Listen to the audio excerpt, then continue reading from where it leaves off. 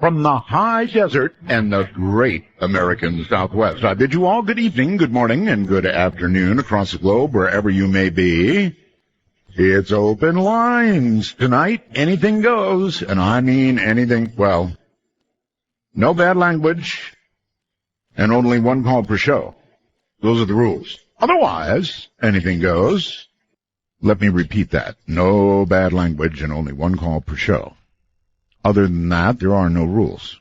Now, I'll get to my level of disappointment here in a minute, I guess. I wanted somebody, and I do want somebody right now. As a matter of fact, let me go ahead and get started on that. I want somebody who believes we are about to be crushed like bugs by Planet X. I am so disappointed. I put up a little Facebook post asking for somebody to call, and a few people called, but none of them were what I would call, I get emails here, folks. You wouldn't believe the emails I get. Art, oh my God, get somebody on about Planet X fast. It's coming. We're going to die. You know, that's what I want. But apparently they only email. They don't call. So I was thinking of setting up a little debate between a couple of you on Planet X and maybe a couple of other subjects, but we will get to that. I'm crushingly disappointed. Well, maybe it's coming, Art. I got calls before the show. It might be coming, Art. They did tell me one interesting thing that I don't know how I missed. Do you know the Vatican's telescope is called Lucifer? I had not heard that. I always heard the mountain it was on. I never heard that the Vatican actually called their telescope Lucifer. Is that true, really? Would they really call it Lucifer? That doesn't seem likely. That seems more likely an internet thing or something. I don't know. So out of money and relegated once again to the back of the pack, former Governor Rick Perry of Texas said, okay, that's enough. I quit.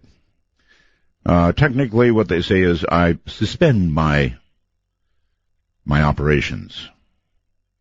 But that's what it is. He's out. And so Perry is number one to go down, and they're going to be going down like bowling pins here shortly.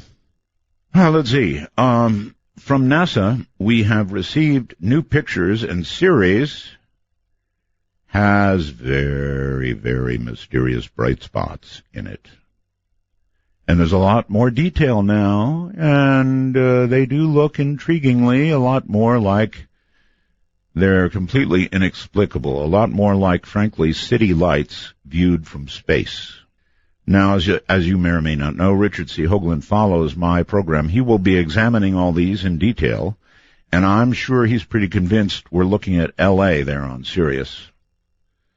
We've joked about that, but I don't think he's joking about that, so that'll be coming up after my show. My show is going to be, I don't know what it's going to be. It's going to be open lines. Anything paranormal you want to talk about is fair game. But I really am looking for, let me give out a special line. If I can find one of those people who emails me and says stuff like, Planet X is coming, Art, hurry, get somebody on, there's not much time left, it's going to crush us like bugs, then call this number, area code 575-208-7787. And if I sufficiently believe you when you call, I will then put you on hold, and I will get a person who does not believe we're going to be crushed like bugs, and we'll have a little bit of a debate and see how that goes. So again, the Planet X, we're all going to die, people. Area code 575-208-7787. Have you seen the new Apple stuff? It was all unveiled, and I don't know. They have, the Apple TV, all that stuff. Interesting. I'm always looking for big changes in the basic phone itself, and it seems like to me in the middle models, you don't get that kind of change. Anyway, as I mentioned, open lines, completely open lines, and toward that end, I'll do my usual hated description of how to call the show with Skype, okay? Here it comes. We'll see how quickly I can do it. If you have any kind of smartphone, you can download Skype. It is free. And all you do is put it on your phone, go to your toy store or whatever, get Skype, put it on. Once you've got it, it's so easy. You go to add a contact, not where you dial. I get a lot of people emailing saying, I keep putting it in there and it wants numbers. No, not there. Add a contact, a little plus sign in the upper right-hand corner usually, and you put our initials in. Midnight in the Desert, MITD. That's all you do. MITD 51 covers all of North America, so you put in MITD 51. And if you're outside of North America, you would, we're already getting a candidate here. Outside North America, the rest of the world, it's MITD 55. MITD 55. And after that, you don't have to connect to me. After that, you'll find us in the contact list. You can press call, and you will indeed call us. Let me check out a candidate here for Planet X. Hello? Hello? Yes, hello there. Art? Yes? Yes. Well, I'm so honored to be on your program. Honored thank you so much for sticking to it. You're very welcome. Well, I just want to say I was turned on to your show in 1995. That's nice. Are you calling about Planet X? Of course, yes. You are. And I recommend reading Stephen King. He would be a great guest also. And okay, no, but I don't have him. I have you. Are you prepared to make an impassioned argument that we're all about to be crushed like bugs? Yes, and it's an informed argument based on Stephen King. We have insectoid. Why would you quote Stephen King as the one? I mean, why not Zachariah Sitchin or I don't know any Stephen King is a fiction writer. Well, yes, we of course we can't talk about truth. You know, I mean What do you mean we can't talk about truth? All right, no, I disqualify you as a candidate. Can't talk about truth. If you don't think that Planet X is about to crush us, then you're not a good candidate for this debate. Hello there. Hello. Hello. Sounds like you're in a vehicle or something. Well, I am, but I'm not driving. It's okay. Okay. So, it's not going to crush us, but it's the mothership coming back to get somebody who's been taking over our whole planet. It's not going to crush us, but it's the mothership. Yeah. What it is the two that people have been calling Satan and God for years have actually been doing real sin on us for the past 2,000 years. And all the gods before them were doing it, but these guys were just more successful. They're actually like prospectors or speculators from this Planet X. Yeah. They've been around here. They came here. They've been using us. They've been getting people who will believe in them. They wrote this thing called the Bible to try to get people to buy into their story. And now they're at the point where they've got people, like, look at our politics today. They're using that Bible as a reason to be able to totally destroy our own world. They've been taking everything from it. And now that our world is about dead, or close to it, by the time Planet X gets here, it'll be really close to death. And how soon do you think Planet X how soon do you think Planet X is coming? I don't have that information, but I know that about the time. All right. Well, I'm sorry. Listen, listen, hon. I appreciate your call, but I'm going to keep looking. You can't imagine what I get in emails, and I want somebody who's going to lay it out here the way they do in emails. Come on, have the guts. If you're going to email me and tell me about how we're all going to die, and it's too soon, too, and it's Planet X, then, for goodness sakes, call me. Area code 575-208-7787. Then once I get somebody like that, then we'll get somebody on the other side, and we'll have a little bit of a debate. And then maybe if it's a good debate, we'll do another one. If not, we'll just do plain open lines, all right? So we'll figure that out. But if you are a Planet X, we're all going to die person, area code 575-208-7787. That said, we're going to take a break. And when we come back, we're going to mine the phones. That's a That's a good way to put it, isn't it? We're going to mine the phones. Just like Zachariah said, we'd be mining the gold. I'm Art Bell. This is Midnight in the Desert. Periscope later. Let me play it, let me say it, let me pour in the gold. Let me read it, let me beat it, on the shores of Tripoli. Let me say. The clock strikes 12, and Midnight in the Desert is pounding packets your way on the Dark Matter Digital Network. To call the show, please direct your finger digits to dial 1-952-225-5278. That's 1-952. Call Art. Well, all right. Here's where we are. I don't have a Planet X person, but boy, I have got a person who says that an asteroid is going to hit us on September 23rd. Man, that's really soon. That's really soon. And so I'm looking for somebody to have a little debate with this person. September 23rd. Might as well be Planet X, huh? So let's look around and see what we find. And let's see here. Hello on the phone. Hello, Art. Hi, I'm looking for somebody to argue with this gentleman who says we're all dead on the 23rd. Oh, no, I can't do that. You can't do that? No. All right, well then, thank you very much for the call. We'll keep looking around. Okay. Once again, we're looking for somebody to argue with this gentleman who says we're all dead on the 23rd. I'll say something. Hello? No, huh? Hello? Hello there. Oh, hello, Art Bell. Yes. Would you like to have a conversation with this person who says we're going to die on the 23rd? No, that's not why I'm calling. I'll hang up and let you know. No. I'll take your call. I'll hold on to this person. They're on hold, and they will be quiet, right? Caller? Yes. Yes. We're actually going to die on the 23rd. Is that right? Yes, Art. Okay. From all the research I've done. All right. Can't beat that. Not that kind of research. All right. So, ma'am, I'll go right ahead. Well, this is Sharon calling from Winnipeg, Canada, and I can't believe the luck I have in getting through to you, but I just want to take a minute and just comment. You know, when you're talking about how people can use the smartphone to download Skype, right? Sure. Okay, well, you know how in today in 2015 the language used now is abbreviated and shortened, and if you allow me, I just want to give you. You know how you introduce yourself and you're saying, I'm Art Bell at Midnight in the Desert, right? Yes, something like that. Mm-hmm. Okay, well, I was thinking to help me remember, it would go something like this. Yes, I'm Art Bell. This is Midnight in the Desert. Mm-hmm. AB at MITD. Rockin' on American Skype Highway, MITD 51. From around the world, rockin' at you live.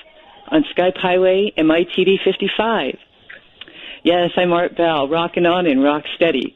So come join me in my own oasis at midnight in the desert. And that's how I'll remember. Oh, well, that's sweet.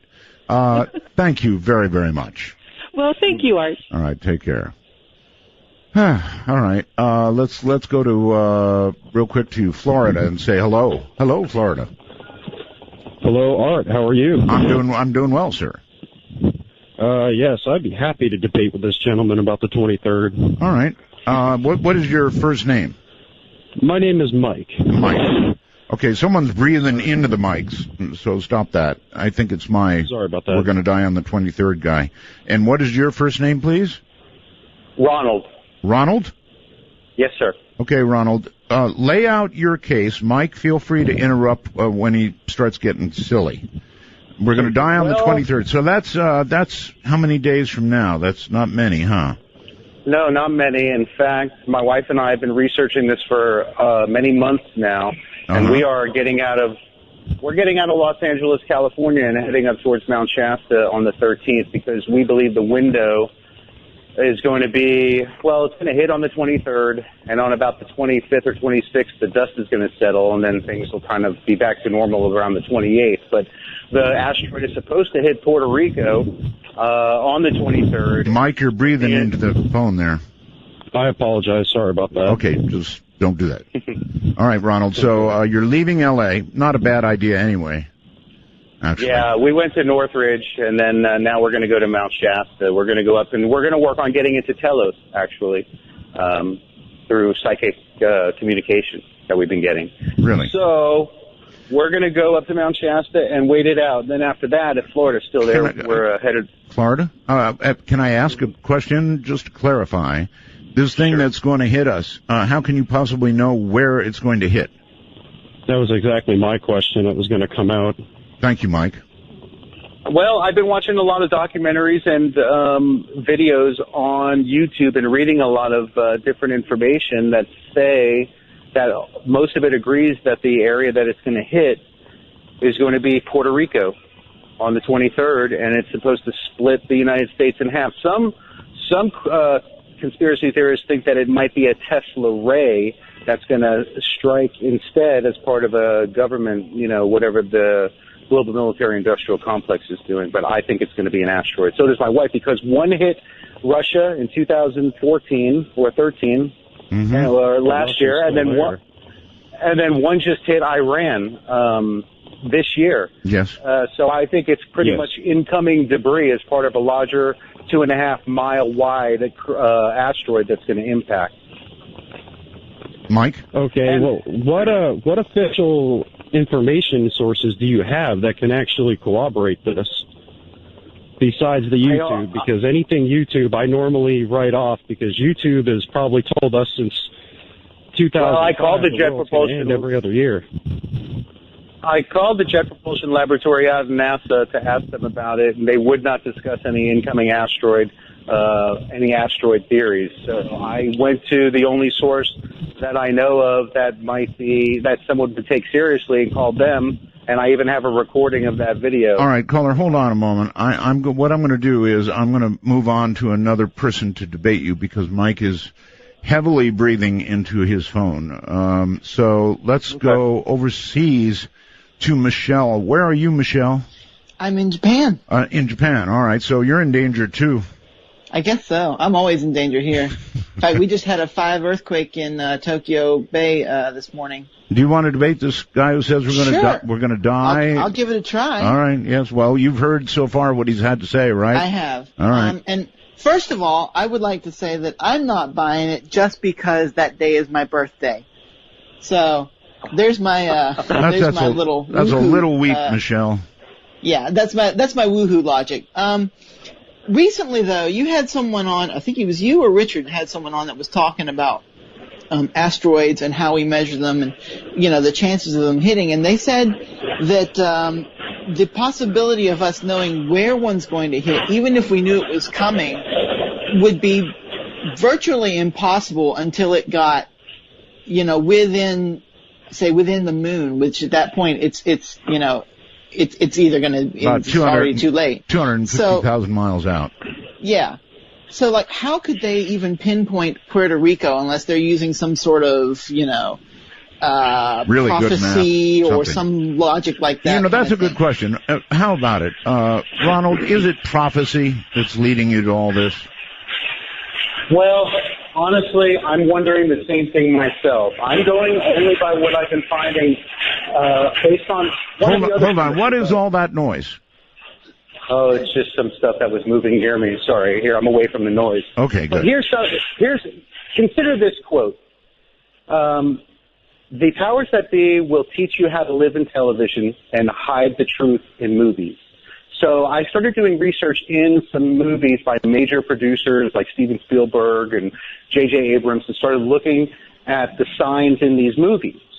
And we kept seeing, my wife and I kept seeing 923 showing up, like in Doomsday, 2012, Armageddon, Deep Impact, 923. And there's a reason for that. The reason for that is because it is one of the equinoxes. It shows up in a lot of things just because it is traditionally an important day. It's one of the 4 changes of the seasons. Yeah, that's also true. And it could also be predictive programming also where our consciousness actually leads to some kind of cataclysmic event. And that could be true too, but again, how does that lead to an asteroid or meteor or whatever? Based on the research that I've been looking at is that there's a lot of people out there who really believe that it is an asteroid, especially since there's been 2 asteroid impacts very recently, and that this is just a little bit incoming debris from the larger asteroid. So it's not like we're not being hit. So let me then go on to this question then, I guess, is what is the damage? I mean, you said something about America being split in half. Is there any casualty estimates here? Are they saying, millions and millions, or everyone on Earth is going to die, or what? Well, this could be an extinction level event if it kicks up enough dust into the air to cloud out the sun to put us into a mini ice age. It could last up to 2 years where we would have to go underground. The only people that are going to survive would be those in the deep underground military bunkers, like at Denver International Airport or Iron Mountain or Mount Weather, places like that. Mm-hmm. So I think that we are, and the government and military has been preparing for it for a while now. In fact, they just reopened NORAD, I think, and there are a lot of, and now Jade Helm is going on in the United States, and that's not due to end until September 15th. So I think what is Jade Helm going to do about an asteroid? I mean, other than shoot some giant laser at it or something. I mean, the mobilizing, doing drills on EMPs and mobilizing forces and all that stuff isn't going to do doodly squat for an asteroid, is it? So how would that be related? Well, Jade Helm is a military exercise that's been going on since July 15th out of Northern Command. I don't know if you've ever heard of Northern Command. Northern Command is but it's civilians. It's managing civilians. It's managing on the ground threats.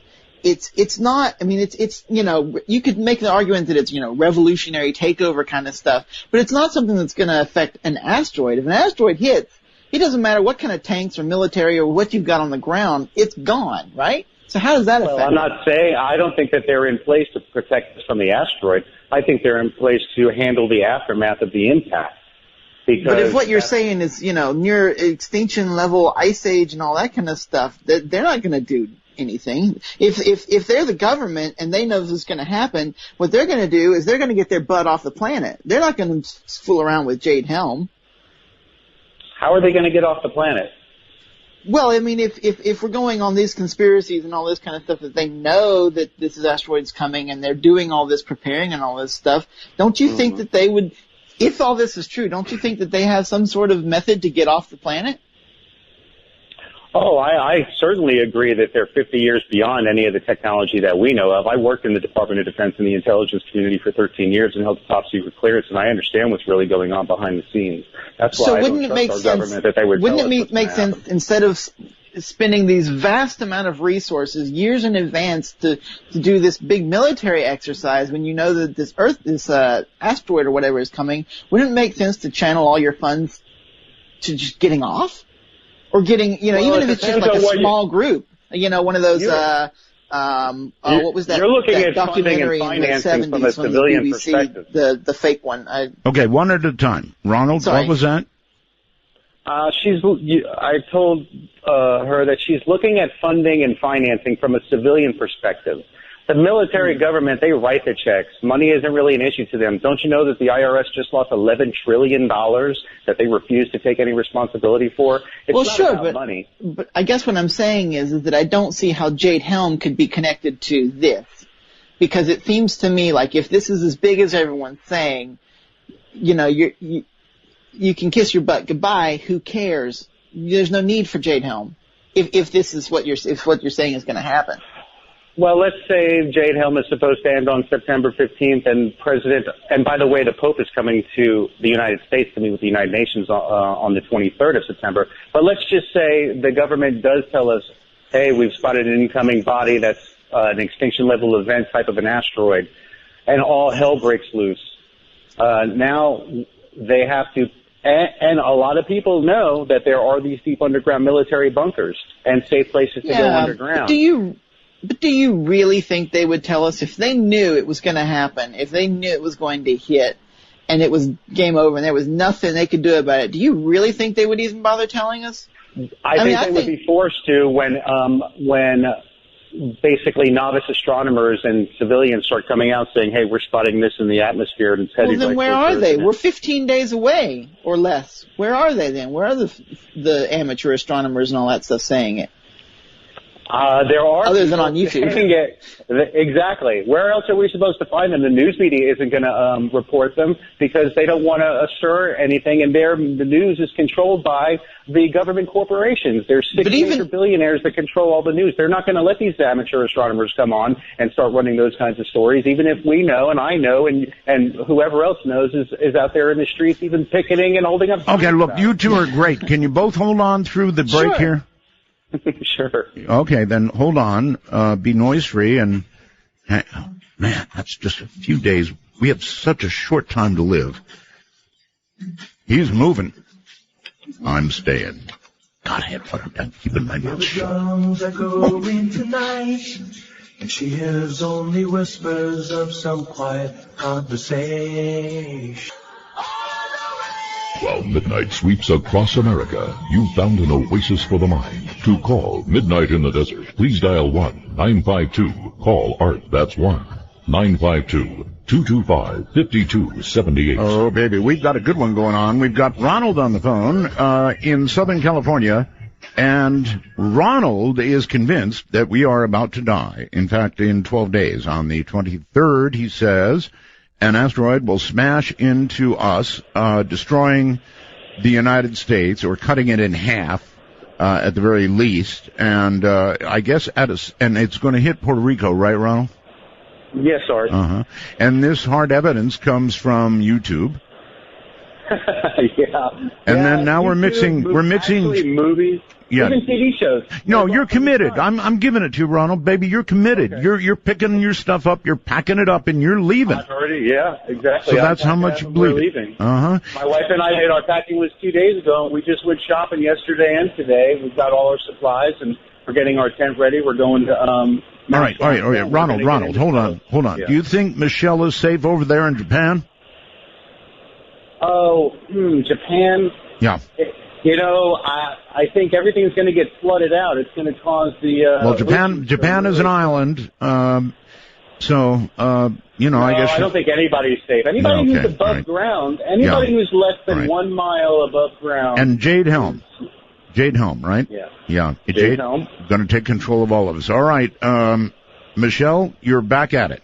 Okay. During the break, I did a little bit of research on this because I don't actually know a whole lot about it. And the only thing that I could find that seems to be the source of this is a preacher named Efrain Rodriguez, I think it said, who has started this whole thing, and then a lot of other people kind of jumped on it and tried looking for signs for it. So that means that this is, of course, a biblical prophecy. Now, in my view, of course, biblically, God says in the Bible that he would not destroy the earth by a flood ever again after the first one. And if you look at the way it goes up to the end times, seems to be no mention of any time where humanity is just going to get killed off. It doesn't really say that. My personal belief by the Bible. is... Well, okay, I can't stand it. I got to say something. You are in North Hollywood, California, right? Yes. Yeah, okay, so... Everybody, you mentioned movies earlier. In every movie of destruction of every kind, the Hollywood sign goes first. That's right, and I'm not going to be standing underneath that thing. I'll be way gone before that. Yes. That's why I moved to Northridge, Art. I'm on the other side of the Hollywood.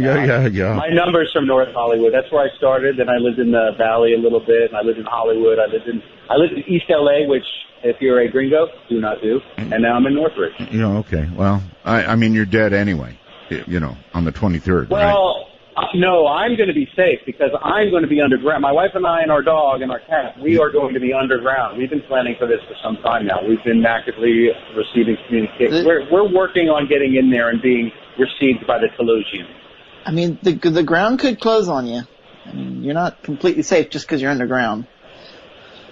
If we are a mile underground, then you're going to be safe. You're going to be a mile underground? Yes, a mile underground. I'm sorry, I'm turning my pot down. I do have my prescription, by the way, but I do not smoke. Oh, I don't even know where to go with that one. Gosh, so I guess my view is there's all this theory about how the universe changes itself based on our observations, and that it's us observing it that seems to keep it going. The consciousness seems to keep it going. That's the theory of relativity.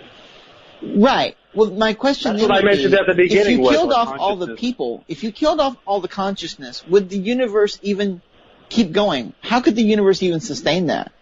How could everything just die? All of the consciousness will not be killed out because, like I said, there's those deep underground military bunkers that are controlled by the global military-industrial complex, and those bunkers are 2.5 miles underneath the Earth. They work on a mercury isotope for their nuclear generators, and I know that firsthand from one of the guys who built the Denver International. Okay, so are you a religious person? You know, I was raised Catholic, and I would say I have become more of a person who believes this. Photons emitted by the sun carry the intelligence of our consciousness that interacts with our subconscious mind, and our subconscious mind interacting with photons creates an apparent physical reality that is not really physical. I believe that. And we can do anything we want with our subconscious as long as we can control it, but our subconscious is being controlled by the psychological operations program of the global military-industrial complex. Right. That says a lot. Okay, well, so it is a lot. I was raised in a Baptist school for 13 years, and I heard nothing but doomsday prophecies ever since I was a kid, and none of the ones that I heard ever came true. I guess my thought is that even biblically, if you want to go by the Bible on this one, even biblically, this doesn't fall in line with the prophecies of the end times. There's so many other things that would have had to have happened first and would happen after. It doesn't seem to even fit that. Well, you know, what would be the completed document. I mean, biblically, what would be the point? Why would God need It's a prophecy of YouTube.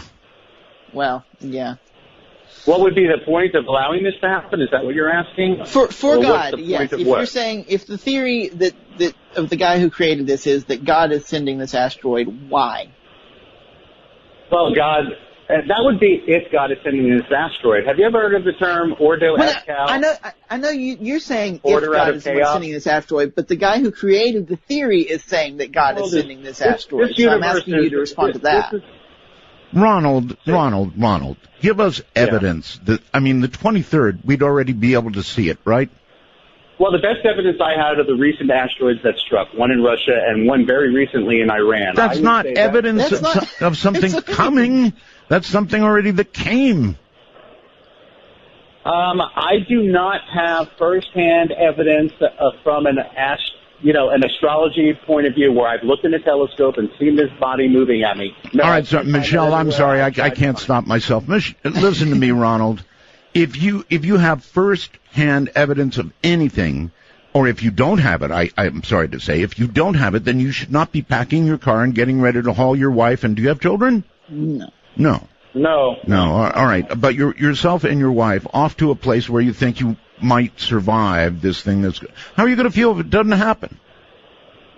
Actually, I'll feel happy because I have an after plan too, and we'll treat it like a nice 2-week vacation, and maybe we will get into Telos.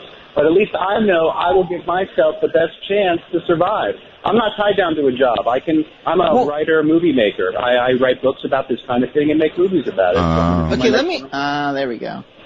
Go ahead. So you have some skin in the game financially in this. Yeah. Hey, I started out as a government intelligence operative and turned into a filmmaker who's trying to get rid of the global military-industrial complex. So this isn't about anything, any kind of an agenda or pre-thoughts that I've had. Well, it seems like it couldn't be anything but agenda if there's no actual physical evidence for it, anything but just prophecy and some movies online that make money. I can't think of anything else. Okay, well, is there evidence that it's not going to happen? Well, no, but that doesn't prove anything. That doesn't it's already, well, it has already happened. Yeah. All right, Ronald. Ronald,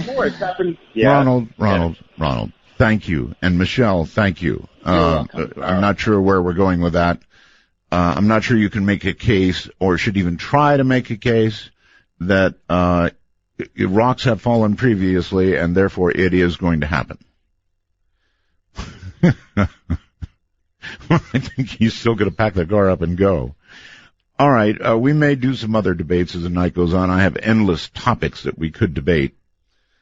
But he's ready to move. You got to give it to him. All right, let's. I don't know where to go. Here's somebody called Paranormal Radio calling. So let's see who they are. It's on Skype. Hello. Holy crap, Art! I just put on my headset. Can you hear me? I hear you. Yes. Oh my gosh, that was amazing. I got through. I'm actually ready to take on somebody who believes in Planet X because. I'm all set to do it, so hopefully we don't move on to something else. Can we talk about this some more? I don't know. The Planet X line is ringing, so yeah, answer it. All right, well, yeah, I'll hang up because I'm calling over there too. No, don't. I mean, I'll hang up on the line because I was calling you on the phone too. So I was. Well, whoever was calling on the Planet X is going to kill us line is gone. That was me. That was so. You believe that Planet X is going to kill us? No, I believe it's not going to kill us. Well, then why would you call me on the Planet X is going to kill us line? Well, I'm calling you on Skype now. In other words, you were hedging your bets. I guess I didn't hear you correctly at first, Art. So I see. I'm ready. Let's get the other side going. Well, I mean, what do you think about Ronald? He's packed up, ready to go. 23 days, all over. I think Ronald's crazy. I think it's a bunch of hype. Yeah, I think and I've got many reasons why it's a bunch of hype. I think he wants to make a movie. I don't know if you want to hear those reasons. Well, all right, sure. I'll listen. Bunch of hype. Why? Well, I mean, where do you want to start? At the beginning. It's hype. Why? Well, it's hype because it's just like any other event. Y2K. Sorry, Art, I got to grab something on the other side of the room. Hang tight. Really? Apparently he had a written outline of something that he's got to go get. It's interesting to me, and of course everybody wraps this into Jade Helm as well. Well, I will say that, Art, you're going to have a heck of a time staying on the air that night, so you shouldn't plan a guest. Really?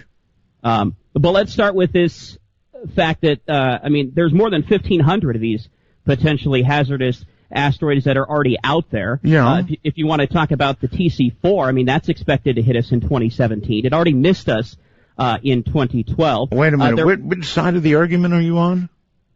I'm against Planet X. Planet X is not going. The asteroid is not going to hit us. You think Planet X is a hoax? Well, Planet X might be real, but there's not going to be an asteroid that kills us on the 23rd. That's what I'm saying. So, right? okay, so you're a Planet X believer, but not the asteroid on the 23rd. When is Planet X coming? Well, I think Planet X... Sorry, I was prepared to talk about the asteroid tonight, but... You're getting all mixed up, sir. But I think Planet X... You don't know if you're for or against either one. Okay, let's start with this. The asteroid. The asteroid is not going to hit us. CERN is not going to blow up the planet. Jade Helm is not the rapture. So anybody who has that idea that on the 23rd, that's what's going to happen, I think is crazy. Crazy. Well, I don't know about crazy, but all right, let me just check quickly on my Planet X line. Hello? Hello? Yes, hello. Do you think we're about to get hit by Planet X? Actually, I don't know. I kind of want to know whether the other person thinks we're going to get hit by Planet X. I'm not really sure on that. I kind of want to know their position. Okay, see, this is my Planet X line. Only if you believe we're about to be crushed by Planet X should you call that number. Okay? All right, thank you. All right, so that number is 575, area code, that's 575-208-7787. If you think we're about to get crushed by Planet X. I'm almost done with this anyway, because I don't think anybody has any evidence other than YouTube, which, well, YouTube is, you can find anything up there. The one thing I did learn tonight that I thought was interesting was that the telescope that they're using, the Catholic Church has put in Arizona, is called Lucifer. Did you know that, caller? I believe it. You believe it, but you didn't know it. Didn't know it. Now you do. I always get facts from you, Art. This 92315. Yes. Let's be honest. It's the odds of us getting hit by anything, and whether we're talking about an asteroid, whether we're talking about Planet X hitting us, whether we're talking about CERN, which, by the way, if you put 92315 into Google Maps, I've noticed it doesn't take you to CERN anymore. Where does it take you now? It doesn't take you anywhere. It says it can't find it. Well, Well, I mean, if you're a conspiracy person, that's even more suspicious. Why would it change? I am my Planet X line. Are you there? Hello. Hello. Hi, Planet X line? Yes, that's right. Well, I'm here to debate your person that you've got on there right Why, now. you think we're about to get hit by Planet X? I know we're in the passing of Planet X right now. Really? 100%. All right. First of all, turn off your radio or whatever it is you've got on. Extinguish your device. That's very well done. Thank you. Yeah. Okay? I'm ready. So we're in the path of Planet X and we're all going to die. We're all going to die if we do not take cover or have some kind of protection, especially if there's not some kind of a metal shelter or storm drain that you can get into in a hurry. That's for sure. So a storm drain would protect you? For sure, because we're going to get pelted with tons and tons of different asteroids all over the planet. And how do you expect to lift this manhole cover off of all of this stuff that's going to fall onto it? I'm curious of that. How am I going to lift the manhole cover off? I'm going to get in there hopefully before it starts happening. But eventually you'll need to come out, right? Or are you going to live there forever? A spot like that. I'm not going to live there forever. I'm just going to have myself set up so that I can get to a spot like that if I need to, if this were to happen. What if there should be flooding? What if this is a weather cataclysmic event? That's exactly why I've purchased property on the side of a mountain that's way above sea level. What does that have to do with the manhole cover? Yeah, so manhole or mountain? What are we talking about? On the mountain, there's also areas around me that have storm drains and manholes that I know the location of. Really? So what kind of mountains are you familiar with? What kind of mountains am I familiar with? Most mountains I know are like dirt and rock, not sewers and metal. Could be wrong on that one, but I'm pretty sure I'm right. The town that I bought the property in, they have a brand new sewage treatment system that they just put in. So there's manholes and storm drains all over the place, as well as there's cave systems that I can hide in as well. But again, flooding. So I think I'm better set up than somebody who doesn't think that this isn't going to happen, because there's much more. What's this person's name? Yeah, good question. Your name? My name's Cody. Cody. Cody, you haven't addressed my question. If there's flooding underground, how do you expect to survive that? If there's flooding underground, as I've told you, I've got multiple options for survival. So if there's a flood, I've got the mountain. If there's asteroids that start pelting us, I've got a cave that I can How do you get out of a manhole when there's debris on top of it and get yourself to a mountain? I don't need to go into a manhole. A manhole would be a good suggestion for somebody who's in a city who doesn't have the means to get to a cave or something on a mountain that could protect them, namely a cave. It still doesn't explain a cataclysmic weather event wiping you out. How does it not explain a cataclysmic weather event wiping you out? Well, it's science. There's so much evidence to show we're on the cusp of something like that happening right now. To say that that's not going to happen. What? Okay, well, I can't stand it. What is the evidence? The evidence. What is the evidence? Yes. There's tons of. Just give me some of it. You've given me evidence yesterday on your talk show through telling me about these Inuits that are living up in the north who have noticed for the last 3 years that the sun has changed positions. We've got the Vatican. Okay, the Pope and Obama are claiming that climate change is what's causing all these events to happen on the planet.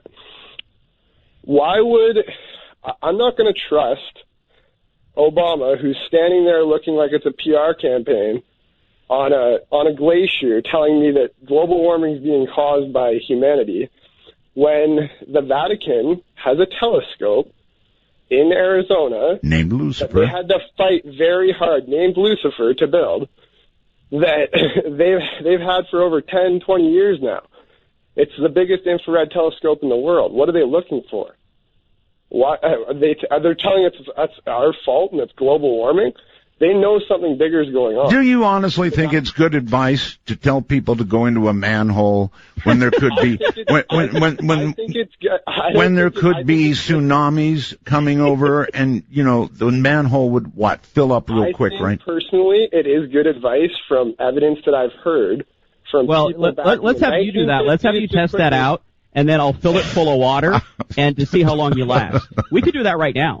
You can laugh at it all you want. I'm just saying that I am. There was people who in the 1950s, guys who came out trying to expose Planet X, who talked about how when Planet X was going to pass, but it never gets here. And I think it's backed up through holy text, religious books that have said that these cataclysms are going to happen. All right, you guys, listen. I've got to break and I've got to go, and I've got to think about manholes and stuff like that. I appreciate your calls. We'll continue with open lines. I can see for miles and miles and miles and miles and miles. Oh, yeah. With temptation eyes, you gotta love me, tonight. Remember, when calling Midnight in the Desert, let the phone ring until answered. These calls are unscreened for your listening pleasure. Call 1-952-CALL-ART. That's 1-952-225-5278. They are unscreened for your listening pleasure. Still thinking of Ronald, stuffing the car full of stuff, headed up north. And then the other thing that I'm thinking about is a manhole cover. You know, we don't even have any of those around here. So I guess that's it. I am going to change my line around now. That special line is now going to be a line for an atheist, and a rabid atheist. So I'm gonna clear that line right now. It's busy. I'm sorry. I'm clearing the line. I want a rabid atheist. We'll have a debate about that. It's area code 575-208-7787.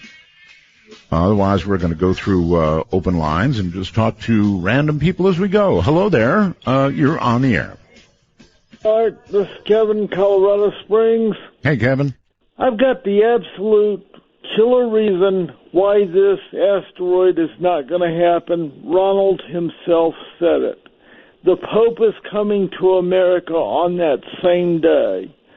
Why would the Pope fly to America on the day an asteroid is incoming? Oh, I've got the answer to that. What's that? Well, because he thinks it's going to hit Italy. Oh, that sounds about as good as Ronald's reasoning and the manhole cover Well, guy. you know, I watch YouTube. That's a...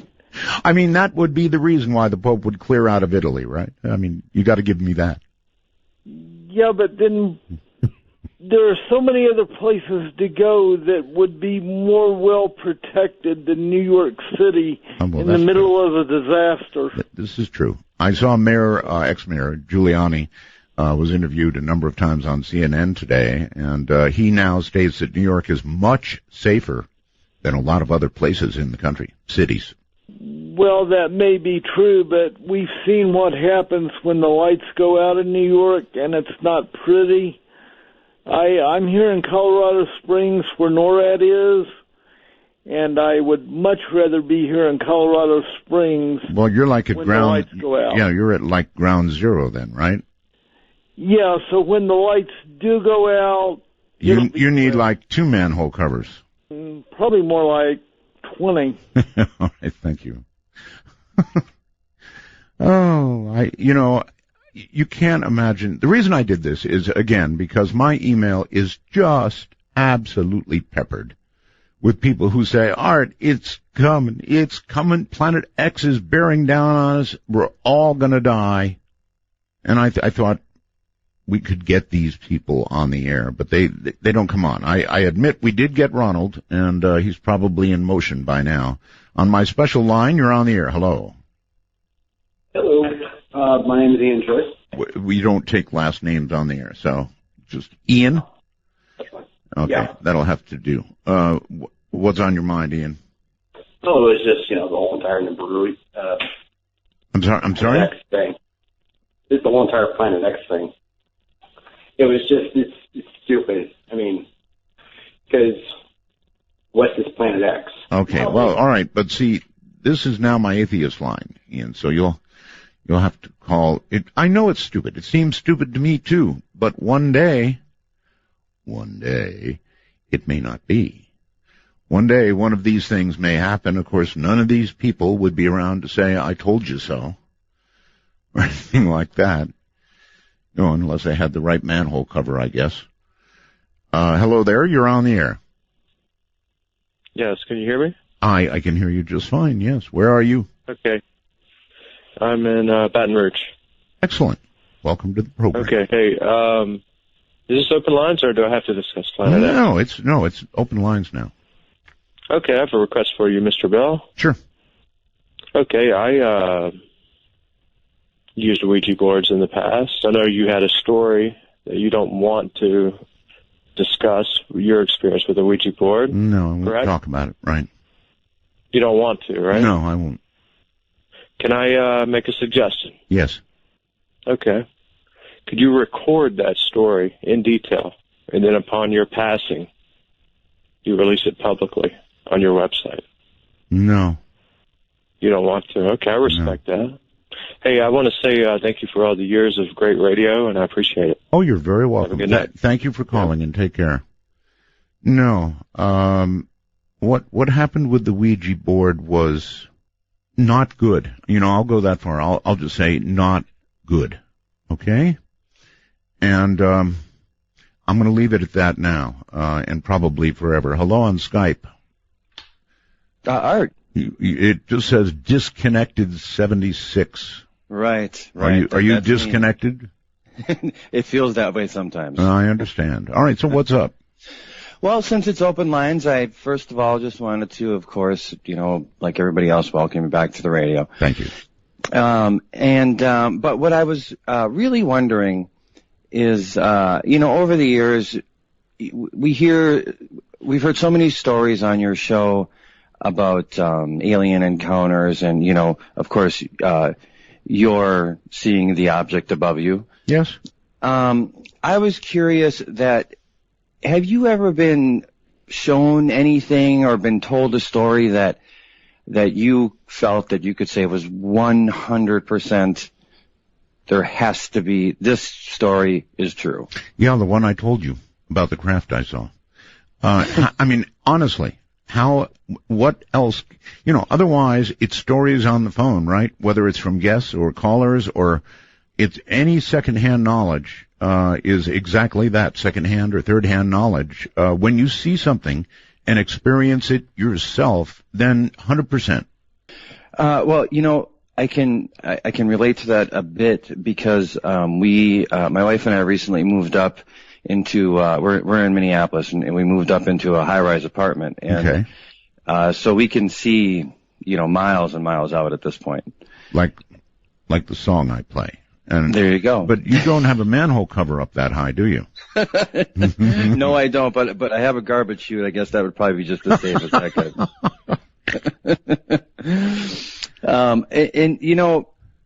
It occurs to me that I think that there could be a lot more of these sightings if people would just look up. It's true. I've said that for years and years, that if people would go outside and actually look up, I mean, you miss so much by not looking up. So occasionally, at least, folks, look up at the stars. Spend a moment looking at stuff. You'll see a lot. Yeah. We'll sit out on the balcony here, and I can't say that it's a nightly occurrence by any or anything like that, but I have multiple pictures and videos of just odd, strange things going on in the sky. And the only reason that I'm seeing it is because we are just basically just sitting here scanning the sky at night, when we're out smoking a cigarette on the patio. Mm-hmm. Well, again, circling back, thank you very much for the call. Circling back to what you said, the only thing that I can say 100% is what happened to me. What I saw, what I experienced, that I can guarantee you. But, you can't really take that to the bank any further than I can take one to the bank that is said to me. I sort of judge them by the way they're told and how people, I don't know, the emotion in their voices or the expression on their faces when they tell a story like that. And I can assign a certain percentage of belief to it.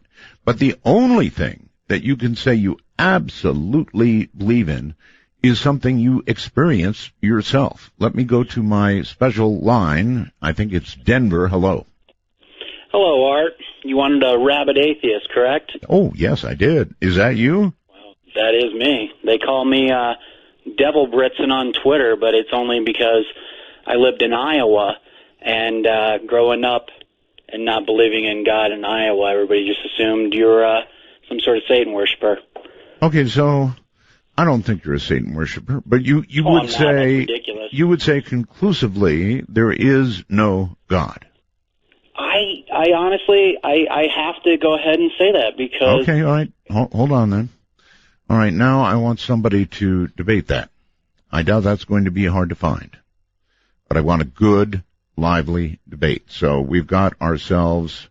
In fact, let me lock that in right now. No, maybe not yet. We'll hold on to it. He's an absolute atheist. Anybody want to try and argue with an atheist? It's not easy. Let's sort of check the lines as we go. Atheist, just hang in there. We'll find somebody for you, I guarantee. Hello there, you're on the air. Hey, Art, it's Johnny from PA. I don't particularly want to argue with the atheist, not because I couldn't. No, it's fine. I think it's kind of it's a fine. waste of time. I'll let him languish there until I find the right person. No problem. What's up? Well, I'd like to talk a little bit more about the 923 thing. Okay. Are you familiar with the name Jonathan Cont? No. Okay, Jonathan Cont is an author. He's a Messianic Jew out of New York, and he is a very, very intelligent man. He's written 2 books, one called The Harbinger, which talks about the relationship between Isaiah 9:10 and what happened on 9/11/2001. Okay. The second book is called The Shmitah. And we are in a year where the Shmitah becomes very, very important. Okay. The Shmitah it's a rest year. Every 7 years, the land's allowed to rest. Debts get wiped clean. Okay, now let's bring this back to the 23rd. Yeah, 23rd of this year is Yom Kippur. This whole thing, I've watched a lot of these YouTube videos on the woman named Siervana makes some, Lynn Liaz, and the other woman's name is Renee M. There is a ton of pop culture references to this 923 date. They're very strange references. One is Back to the Future. If you've seen the 9/11 relationship. Okay, so you believe we're going to get smashed on the 23rd, yes? Well, Jonathan Cont is talking about a massive. I am asking what you believe. I don't know. I see a lot of things coming. I see the financial collapse as a possibility. There is some talk about a meteor strike, but because the meteor strike thing comes from people, the government building these underground, the DUMBs, they keep underground military bases, and the elite right now disappearing. Like they're all just headed for the hills. A lot of this stuff comes from Alex Jones. I haven't seen from Alex Jones. I haven't seen any of the elite disappear, save Rick Perry, who just bailed out today. I mean, the rest of them are prepared to go on CNN here in a few days, right? Have a big debate. So they're still there. Yeah. The whole thing seems to kick off really on the 13th. It's 13th is the beginning of Rosh Hashanah. It's Rosh Hashanah, and it's also a partial solar eclipse. And then it goes to like the 28th. But the real person who kicked all this off was Jonathan Cont, and he would be a great guest for you. I mean, he's just his stuff is very prophetic in nature. Mm-hmm. He's basically saying we are under judgment, and that's where I think Ron. He's worried about like one video that says we're going to get hit by a meteor. Wait a minute. This would be God's judgment? This is God's judgment on the United States for the sin that we've committed, the multiple sins that we've committed. Yeah. Which one? Well, one is just turning away from God. I think it starts with no prayer in schools, stuff like that. Mm-hmm. And Jonathan makes the argument much better than I could, but what he says is that how about marrying people of the same sex? That's probably right in there. Well, where he goes with that is that when you take something holy and you desecrate it, what's going to happen is they're going to take something good and they're going to make it evil. Okay, but why would people of the same sex who get married be desecrating anything because they're actually in love. They want to be married. Well, I have kind of mixed feelings about it because constitutionally I don't see a problem with it, but from a biblical perspective, it's totally not what God taught. I mean, it's not. Marriage was between man and a woman, and okay. So you think we've turned away from all of that, and that is sin, and we are about to be judged somewhere between now and what, the 28th? The 13th to the 28th are the dates that have people interested. The 23rd being the one that people think that the elite are putting into movies and TV shows, The Simpsons, like all kinds of little references here and there. The 9/23, there are them. How does Jade Helm fit into this? I think Jade Helm ends, I think, on the 15th, which is part of Rosh Hashanah. Well, I mean, if you want to really Helm believe that it ends on that date. Yeah, I mean, Jade Helm is preparation for martial law somewhere. Doesn't necessarily mean it's going to be the United States. Right now, we've been occupying Iraq and Afghanistan. Well, not Iraq so much anymore, but Afghanistan for what, 10 years now? No, 14 years we've now. been fighting. Better said, we have been fighting there. I don't think we're occupying just yet because we don't have control. I don't know if we. I think we do a lot of house-to-house stuff. We do a lot of interacting with the population, and I think that's what Jade Helm is. It's training for that kind of. That's what our armed forces has been doing. So you think we're all going to be put in internment camps? Well, they exist. Let's I think talk about it. FEMA camps, right? Yeah, they definitely exist. I don't know. I don't see anybody. I don't see them, loading the trains up yet. But where are the FEMA camps? I don't know. You'd have to do the research on it. But YouTube. That's another Alex Jones thing. There's a lot of Alex Jones references to FEMA camps. I know. All right. I appreciate your call, sir, and I take note, and I'll try to look for a manhole cover. But we don't have many of those here in Jade Helm. All right. So I'm still searching for somebody who wants to debate my atheist, but we're in open lines. And so you're on the air. Hi, Art. I'm just don't have the heart to try to debate an atheist. That's just kind of pointless in my book. What I would like to talk about is some methods to get to Mars very quickly. And I did call at the end of the show last night and talk for a minute with Man, what a show that was, huh? Oh, it was great, and I love the idea of making some kind of warp drive. But just on a very simple standpoint of a way to do a trip to Mars in a few days to a week, if we went and froze a perfect ice log in Antarctica and airlifted it to the Cape or to Wallops Island, which may be the preferred place to launch to Mars, and had a rocket that just had this frozen icicle in the center of the core, and around that, a low-energy nuclear reaction, which wouldn't involve any radiation, which would use plasma and polariton physics, the new physics of generating energy, not over unity, but within the confines of the laws of thermodynamics, and suddenly flash heated that icicle to an infrared, very high temperature, and just use, instead of hydrogen and oxygen, which could explode, it's ice. It's the same thing as the exhaust product, but it's pretty much perfectly safe. Now, that could get you to Mars in a matter of, in a throttle buoy. You can restart it and make mid-orbit corrections, do orbital insertions in Mars with the ice still staying frozen in space. So it's a very practical idea. Now, once you get to Mars, you could have the extra ice that's left over in orbit, in low Mars orbit, and use that to power shuttle vehicles to take you down to Mars. When you got to Mars, so it's like an ice mobile to breathe. Mm-hmm. It's like the ice rocket, basically the steam pump rocket. Steam pump rocket, an ice mobile. Okay, all right. So we got to break it off there. We've got to break. From the high desert, you're listening to Midnight in the Desert. If you have any comments, and I can see you do because the lines are burning up, we're in open lines, feel free. Remember my atheist, by the way. Some velvet morning when I'm straight, I'm gonna open up your... Absolutely nothing. Say it again, y'all. Wow. What is it good for? absolutely. Now listen to me. I despise. Want to take a ride? From the high desert and the great American Southwest, this is Midnight in the Desert, exclusively on the Dark Matter Digital Network. To call the show, dial 1-952. Art. That's 1-952-225-5278. That's it, all right. And let me quickly check in and just be sure my atheist is okay. You hanging in there? Oh, yes, of course, Art. I mean, nobody there's a couple of times I wanted to yell into my phone, but I realized I wasn't on, so what was the point? Oh, yeah, that's true. All right, so your first name is? My first name is Matt. Matt. Okay, Matt, I'm putting you back on hold. I mean, I can't do this until I get somebody ready for you. Don't worry okay? about it. Just find me somebody. Yeah, I'll find you somebody. All right, Matt, hold tight. There we go.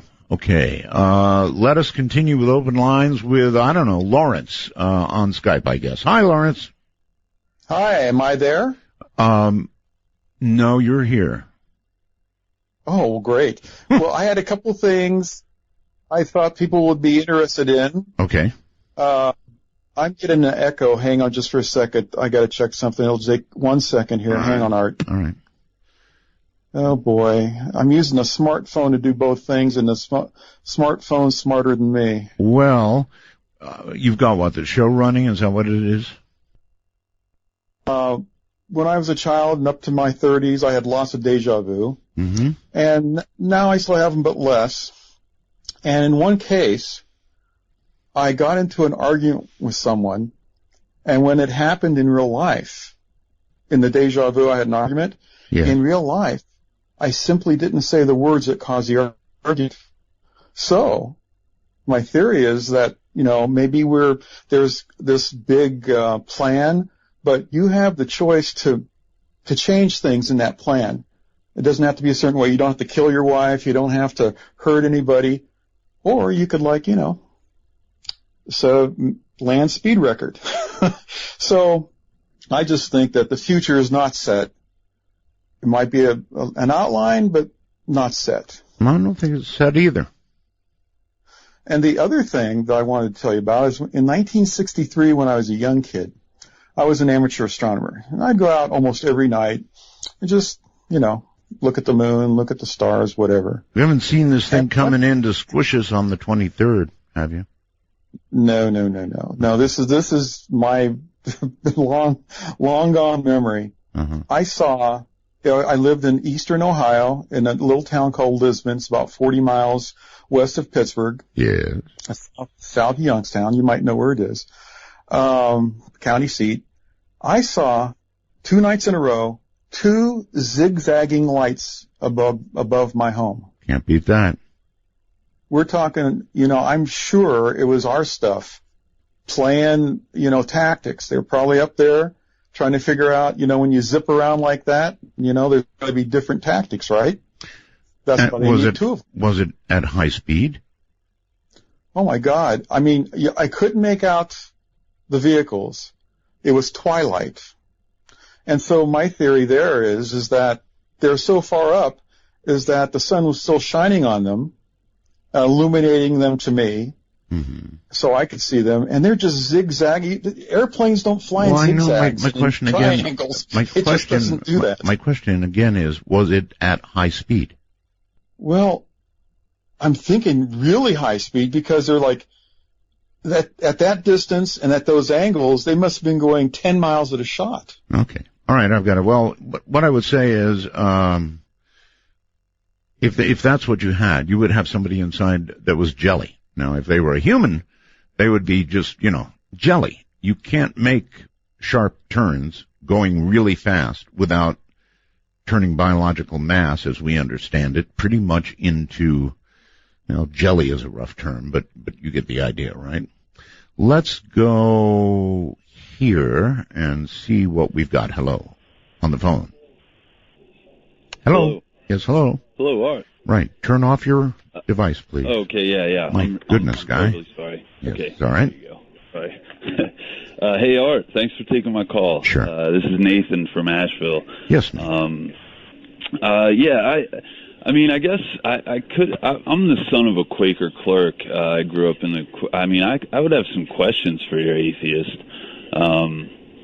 I'm not necessarily sure I could debate with him, but I mean, tonight's been quite an interesting show with, you got a bunch of people on here stating their best evidence is YouTube and stuff. It's really, I haven't really heard. Well, when it actually comes right down to it, Nathan, that's about all they've got is YouTube. Now, now they might say they have their own inner feeling. Gut feeling. Gut feeling. I mean, look at Ronald. So much gut feeling that he's packing up the car, taking the wife, running. Right. Running for who knows where.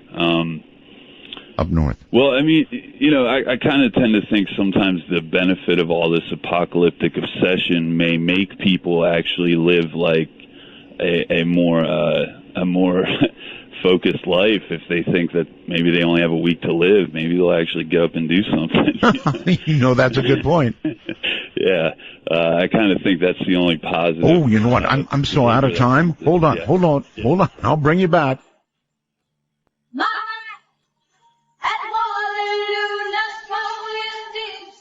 Midnight in the Desert doesn't screen calls. We trust you. But remember, the NSA, well, To call the show, please dial 1-952-225-5278. That's 1-952-CALL-ART. We are up on Periscope. I have been assured by endless number of people on the wormhole that we are indeed up on Periscope. So, if you enjoy looking at the back of a talk show host's head, this is your big opportunity. I'm Art Bell 51, by the way. You need that if you're going to look at Periscope to get involved with Periscope. And boy, you can really get involved. You've got to get on Twitter. And so I'm Art Bell 31. Art Bell 51. Good Lord, what am I saying? 31. Art Bell 51 on Twitter. And I'm sorry we got cut off. I realized I was right up against a break. A lot of times I'm having so much fun with open lines, I blow breaks. So that was close. Hello. Hey, Art. Hey. You're back Thanks back for on the having air. me on the air again. You're very welcome. It's great to hear your voice. I'm sorry, I get so stoked that you answer the phone. I kind of like draw a blank. And well, as anybody looking at Periscope can see, I'm the only one here. Some guy earlier sent me an email saying he wanted to pay me to come and be an intern. I don't know what he would do. Wow, yeah. Maybe feed the cats. Maybe. Anyway, what's up? Well, Art, I mean, I think one thing I think is interesting is your last caller. When it got down to it, it seemed like he was convinced there was some kind of retribution from God coming down on us. That's right. Mm-hmm. Yeah. Which, I mean, I'm surprised he also started off by saying he didn't want to talk to the atheist, but you would think that he was so convinced that we're about to, all be destroyed, then that the atheist would cut at the core of those beliefs. I know. Well, he said he was trying to say something, but I've got him on hold waiting for, whoever is going to challenge him. Right. I'm sure he was screaming at the phone. Right. in pure atheist fury. But, Art, I guess what I want to say again is thanks for having me on. But, what's going on right now is scary enough, the refugee crisis, which, some think is due to, the climate change out there in Syria and the droughts they've been having. Yeah, there's a change in climate, all right. There's a lot of black guys cutting off heads. That'll get you rolling. Right. I mean, that kind of stuff is terrifying enough, and we have enough to be. I also was interested to hear what the whole Planet X thing is about, because I've heard it mentioned, and to be honest, I haven't given it too much serious it's Planet X coming and coming and coming. For all my adult years, I've been hearing about it, but Planet X looming out there never, ever gets us. So, yeah, I'd love to hear somebody say, convince me how it's a serious threat to our existence. Let us say that somebody convinced you, sir, that on September 23rd, just a very few days from now, the world is going to end. How would you behave between now and then? Between now and then, I would just love my family and try to get us safe. I'm up in the mountains now, and I'm just a working class dude with, There you go. I think that's what most people would do. I mean, some would loot, rape, and pillage and kill, but others... That's terrifying, you know, yeah. That's right. But, so you but could yeah, defend keep against doing what those I'm people, doing. right? Yeah, I would hope so. You know, I do my damn best, and I got a crew of people ready to help me out if need be, you know. I think you're safe. Yeah, I mean, I'm really hoping it doesn't come to that, obviously. Me too. Yeah. All right. But I mean, I think, yeah, the physical evidence around us that is verifiable is pretty scary enough. It is, and all these camps they're talking about and everything. I have decided already, by the way, that I'm going to turn myself into Jade Helm. I'm going to be a trustee, and I'm going to be bossing the rest of you around. Remember, I've got my poor atheist in Denver, just languishing on the phone, waiting for one godlike person to come forward and challenge him. We'll see. Let's go here on the phone. Say hi, you're on the air. Hi, Art. How you doing? I'm doing fine. Great. I am a religious studies teacher, and I've dabbled in philosophy, and other things. Uh-huh. I would have to know what kind of, what he knows, like where he's coming from in terms of his... Well, come on, he's an atheist. You don't have to ask where he's coming from. He doesn't believe in God. No, I just mean what has he studied, or what has he delved into? Well, you don't have to study anything to not believe in God. I understand. If you're going to have some sort of a debate, I just want to know kind of where he's coming from and what he's studied or what he knows. That's all. I see. Or is he just going to come from just right off the cuff, but I have no problem talking to him if you'd like to do that. He's been waiting a long time. So. He has. But he's an atheist, so who cares? Let him wait. No, I have no problem No, I have no problem talking to him. I'd love to talk to him about it. I don't know. I'm waiting for JC Jr. to call in or something. Yeah, JC. No, he's my son. No, I hate to say this, but I think JC may have passed on.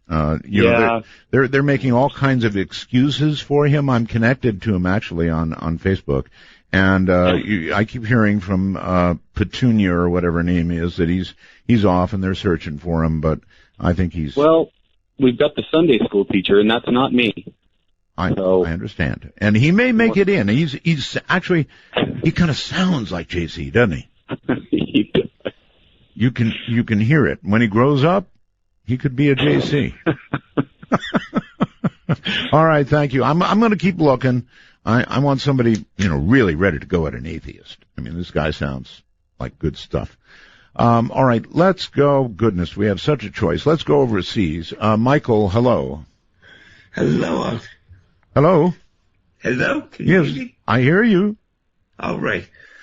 I can't be described as a rabid atheist, but I can certainly be described as a confused one. You're a confused atheist? Well, yes and no. Well, now, what is your confusion?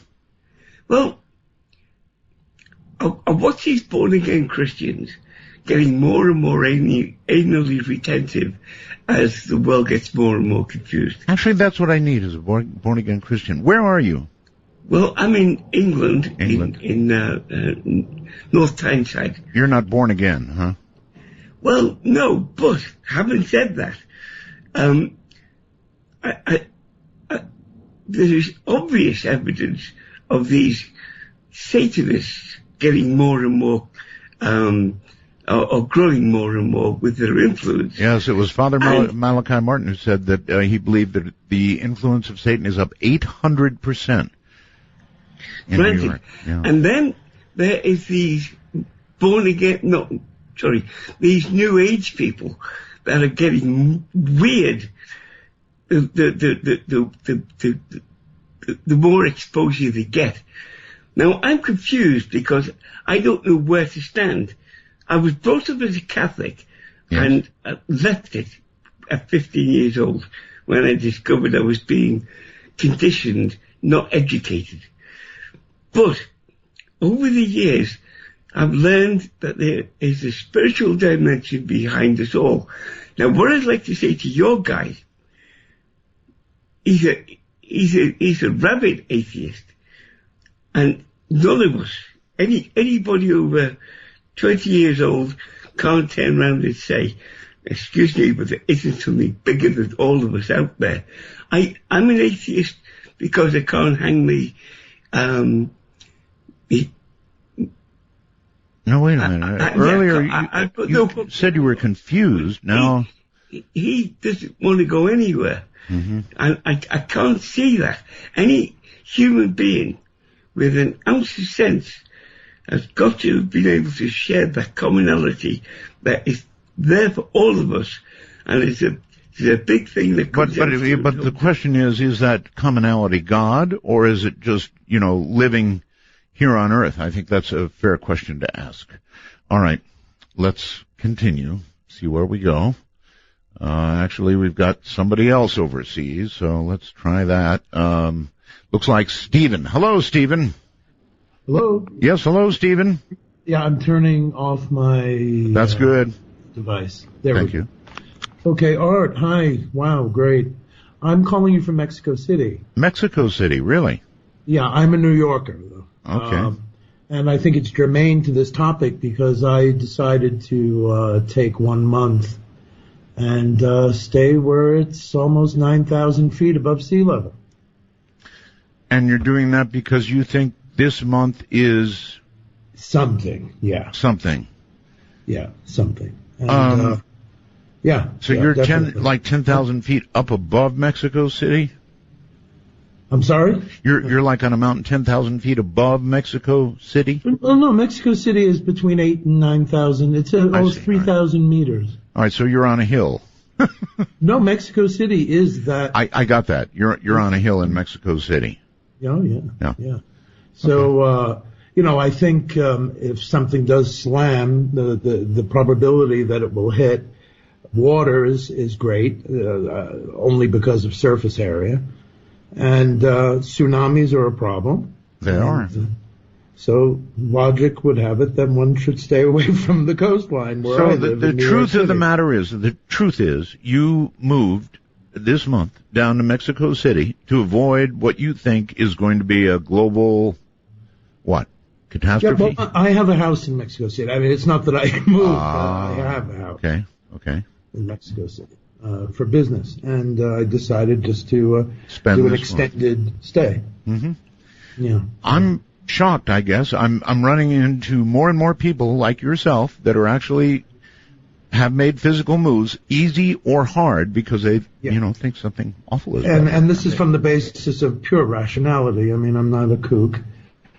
No, you don't sound like it. That wonderful line from Goodfellas: "Why take a chance?"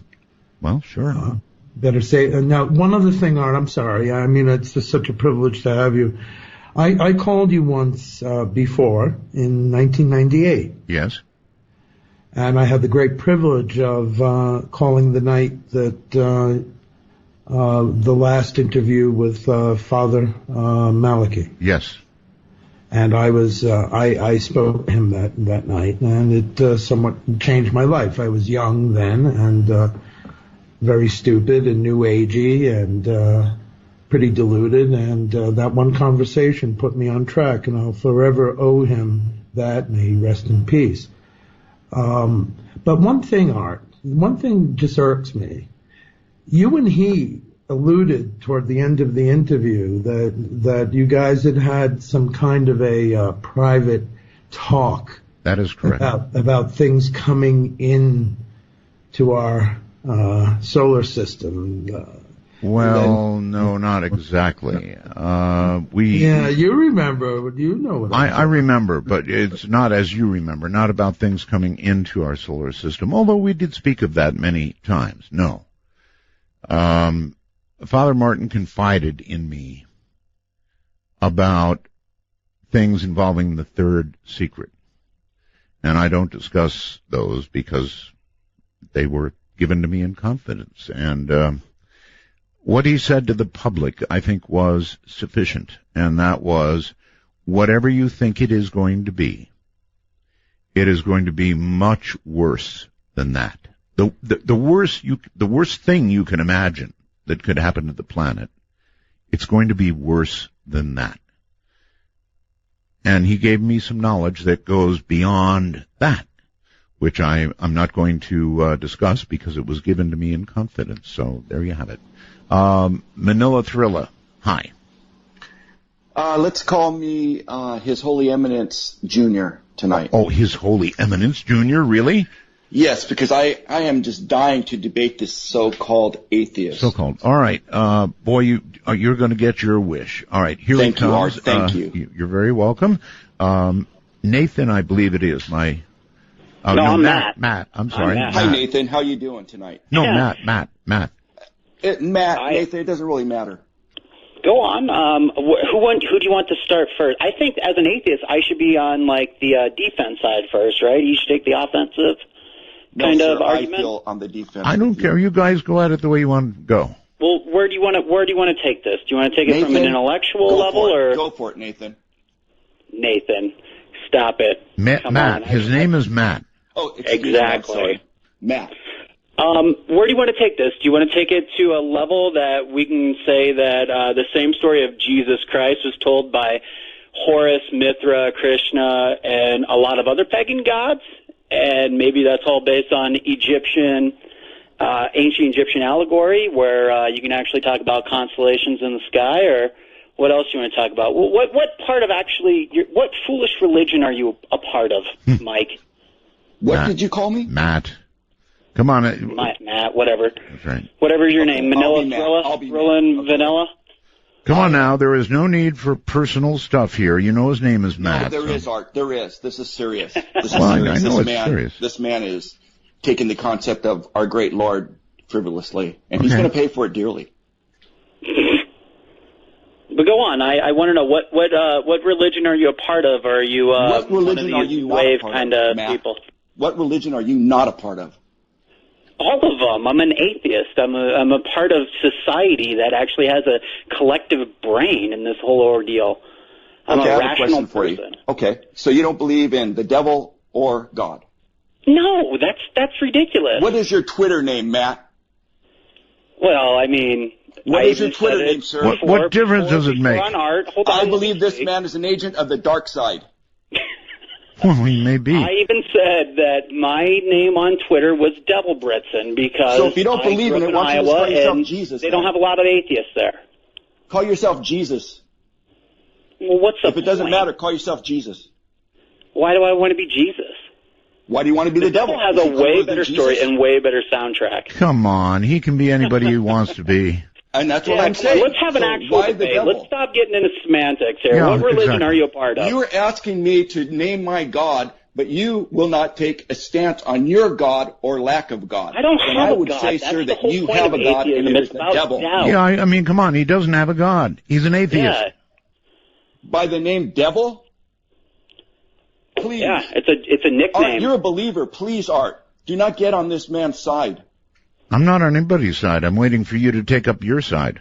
I'm waiting to hear what is your religion? What is your belief? Let's have a discussion about that. We do not put a name on our Creator. It is the God of love, the God of light. It is not the God of darkness. It is not Satan. It is not the devil.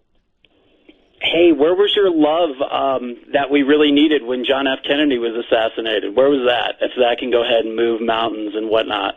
Sir, being an atheist, you believe in materialism. What if death is as natural as life? I never said I was a materialistic person. I'm actually a very giving person. I think you can be a nice person and do good things, and you don't have to go ahead and tout because Jesus told me so. I think that just You're is the a person human trait. using names and labels, sir. Well, I just want to know, what is your label? What is your religion you follow? Because this Church United Universal. Oh. Okay, well, what do you essentially believe in then? None of the darkness, sir. None of the darkness. Are you a firm believer in Jesus Christ? Sir, I do not put labels on my higher power. So what, are you one of those new wave kooks? Yes, I'm a new wave kook. Yes. Okay. Yes, and what are you, sir? I'm a rationalist, and I don't have... You're a rationalist, rationalist, which is a materialist, How about sir. that? Do you believe that there's a spiritual side to life? Do you believe in ESP? Do you believe in in dreams? No, I telling believe in the future? ESPN. Do you believe in because that, or thing is it just 24 hours a darkness? day? It's more reliable. Did you Is say? it just darkness, sir? I think It's he just you're said he on believes. like a light bulb and you're I off think he like a just light said bulb? he believes in ESPN. I do. It's 24 hours, and it's great. It gives you all That's a kinds of materialist. information, That more is- than what any that kind of is book would proof give you. that this man is a materialist. No, not really. I mean, I can go with or without it. I mean, I Sir, didn't you're even... acting as if you're God. Everything I say, you poo-poo. I'm If you do not just believe in wondering, God, like, please do not act like God. All I right. think, Thrilla, we're not really getting anywhere because you're not really giving me anything to debate. You're just... What would you like to do? I really do agree. All right, gentlemen, hold on. I agree. It's not a good debate. Our atheist is a good debater, and he needs somebody of better quality to debate. This is Midnight in the Desert, and we'll be right back. We'll find somebody eventually. Riders on. But when you hear the scratch of the guitar scratching, then you know that rhythm carries all the action. Whoa, turn the beat around. To initiate a dialogue sequence with Art Bell, please coordinate your phalanges and call 1-952-225-5278. That's 1-952. Call Art. That's it, all right. My lonely atheist continues to blink away there. I think he's in Denver, Colorado. And we need I think we need a born-again somebody. Something like that. In the meantime, open lines. Marcy, hello. Marcy on Skype. Yes, hi. I have a ghost story for you. I don't want to talk to the planet of the atheist guy. Okay. This took place, when I was in 6th grade. All right. And I spent 1 year at a Catholic convent, a girls' school. And let me set up the room for you first so I don't have to keep going back. The dormitory was for, 20, maybe 30 girls. And I lived at the very last row, and I had a corner bed that you could see out the windows and everything. And it was kind of a long walk through the dorm, and then you passed out to you kept going, and to the left was the shower and wash basins, and then a big hall in front of you. You crossed over that to get to the restrooms. The first stall is one of those big trash chutes, you know what I'm talking about? Sure. You dump the trash down and Yes. it bangs on down to the basement where the bin is. Okay. Yes. And then the stalls are after that. No, I woke up 3 o'clock. Remember, I'm just a little kid. 3 o'clock in the morning, and I have to pee like a racehorse. So I pad on out past the dorm, past the showers, across the hall, into the first stall next to the big bin chute, and sat down to do my business. Well, when I was just about through, I heard this bang, bang, bang on the trash chute, and then I heard the flutter of cardboard and paper coming down, and that startled me for a minute. So I just sat there, and not long after that, a moment or so after that, I heard footsteps coming down from the upper floors, down the steps. And after it came down the steps, I heard it walking down the hall. Step, step, step, and it went right past the bathroom, and to the immediate right are the stairs to the ground floor. We were on the 2nd floor. And going down the steps, I heard this bang, bang, bang following each footstep. And I'm frozen. I had to redo my business. Anyway, okay, we're going to skip to the next night. Wake up 3 o'clock in the morning and did the same thing, past the dorm, past the showers on the left, crossed the hall, sat down to do my business.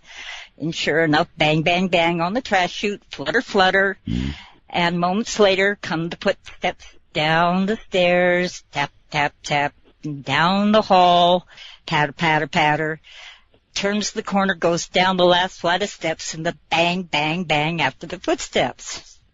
Okay? Okay. Night 3. How many nights do we have here? 3. 3. This is the last night. All right. It's the best one. And, I went past all the things, sat in the stall, did my business, And sure enough, the chute, bang, bang, bang, and here come the steps, the footsteps down the stairs. And this time I'm going to find out what this is. And as I heard it go around the corner and down the last flight of stairs, I got up and peeked around the corner. There's this fellow dressed in khaki color janitor outfit with a little crushed head on his hat, just walking down the steps. He is holding a push broom by its neck, letting the handle bang on each step as he went down the steps to the bottom floor. Now, I think this ghost had a sense of humor. I talked to the nuns the next day, and I told them my story, and they looked at me and they said, well, you were just dreaming. I said, no. And then I got one of those nun looks, like, no more, not going to ask any more. And I thought, oh, okay. So anyway, that's my little ghost story. That was it, huh? That's him. Can I ask you a question? Certainly. Is it true what they say about Catholic girls? I don't know. I'm not Catholic. What do they say? I have no idea. I don't know that. I just know they talk a lot about them. I was in 6th grade. I hadn't. I understand that. Are you a married lady now? Oh, yes. I'm You are. married, divorced, and single again. Okay. All righty. Well, listen, thank you very much for the story, and I'm not sure what to say beyond that. We still have our poor atheist waiting on the line for somebody of godly substance to come along. Let's go to I don't know, Rory. How about Rory? Hello? Hello, Art? Yes. Hey, how you doing tonight? I'm doing okay. Extinguish device, please. I'm extinguishing the device as we speak. Thank you. Yeah, Art, I called in the other night when Elaine was on. Ah, yes. And I was the one who asked about the, she had contacted, any Bigfoot groups in the area. Right. And I'm a freelance reporter now, but I used to work for a newspaper in Siskiyou County, California. Uh-huh. And a couple hours downriver is a community called Happy Camp. And it's populated mainly by Karuk Indians. And during the fall, they have a Bigfoot festival. Yes. And I got to interview some of the tribal elders about involving Bigfoot. I'm sorry, about what? About their encounters with Bigfoot. Yes, and? One guy was telling me he was like 12 years old. And every spring and summer, he would sleep outside. He would grab his sleeping bag, go out on the yard, and just crash the whole night. Mm-hmm.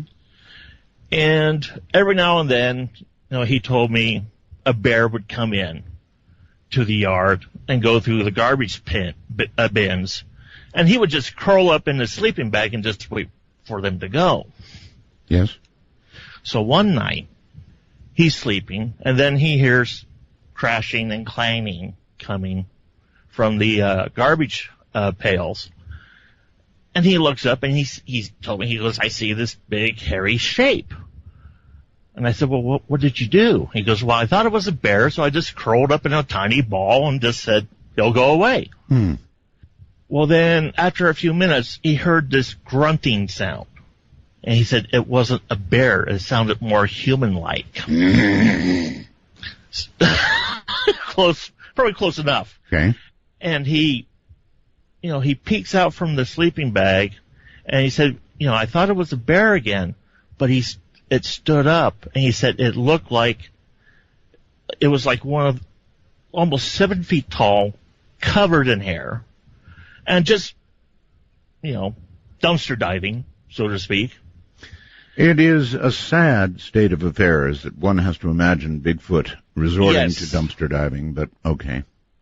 And I said, well, what did you do then? He said, well, that's when I really broke out into a cold sweat, and he said, I curled myself up into a tiny little ball and prayed that nothing was going to happen to me. Mm-hmm.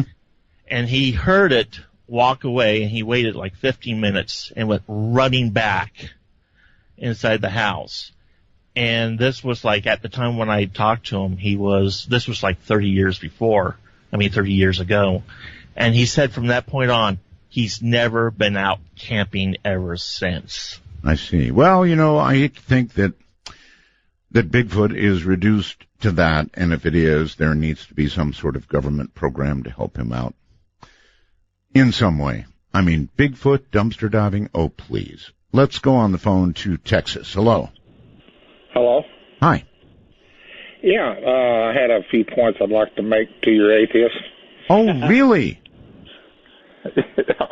Okay, let's do it. My atheist is right here. He's been waiting patiently, probably pretty nearly ready to give up. It's been so long, so go ahead.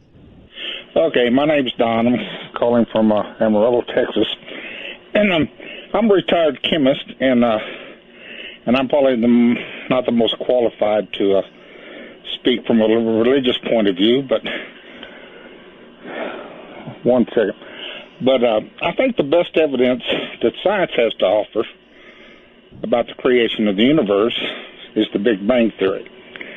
And I used to be an atheist myself, but then I got to thinking one night, how is it any easier to believe that everything we perceive to come from an infinitesimal point of infinite energy than it is to believe in a supernatural force creating the universe? You sound out of breath. Are you okay?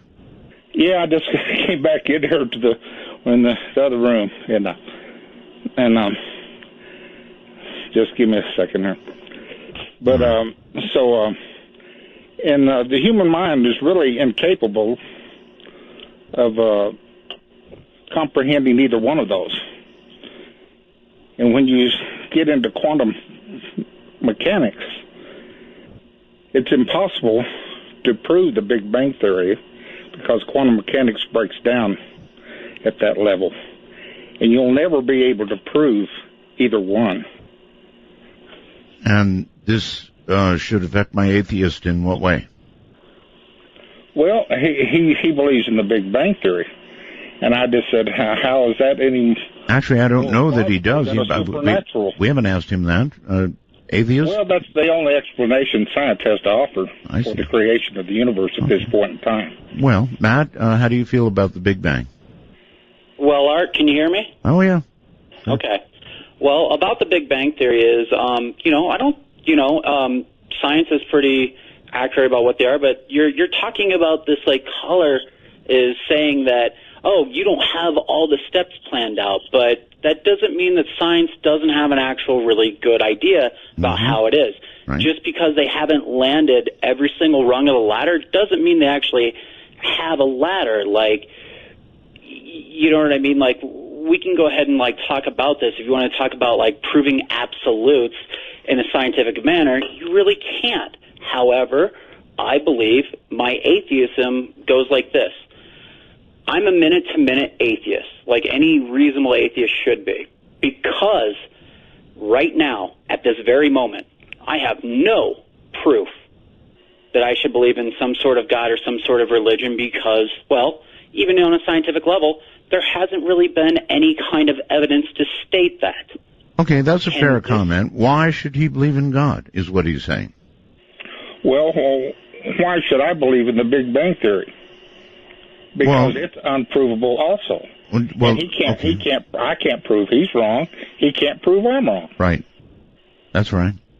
Well, I mean, we're going to get into an obvious stalemate on that because what I'm guessing is going to happen is that if we go through the steps within the Big Bang Theory, you're going to reach a point, like many people who believe in some sort of religion, where at the very last moment they say, well, I got my faith. And my faith is going to be that one thing because faith is nothing more. Well, all right. Holding on to something without proof. Look, all right. I'm going to hold that one right there. It seems to me that we're not having productive arguments because the Big Bang theory, the Big Bang, we know it occurred, right? We hear the echoes of it. Scientists can find that, so we know it occurred. But scientists have no clue whatsoever what happened with regard to the Big Bang itself as it occurred or just prior to it occurring. We don't know. So, atheist friend, hold it right there. We'll find somebody eventually, I guarantee. Tennessee, maybe. Hello. Hi, Art. This is Timothy. I'm calling from Hendersonville, Tennessee. Okay. Now, I wanted to talk to Matt. Okay. I can arrange it. Matt? Yes. Hi, Matt. Hey. We know each other from Twitter. All right. Really? Yeah.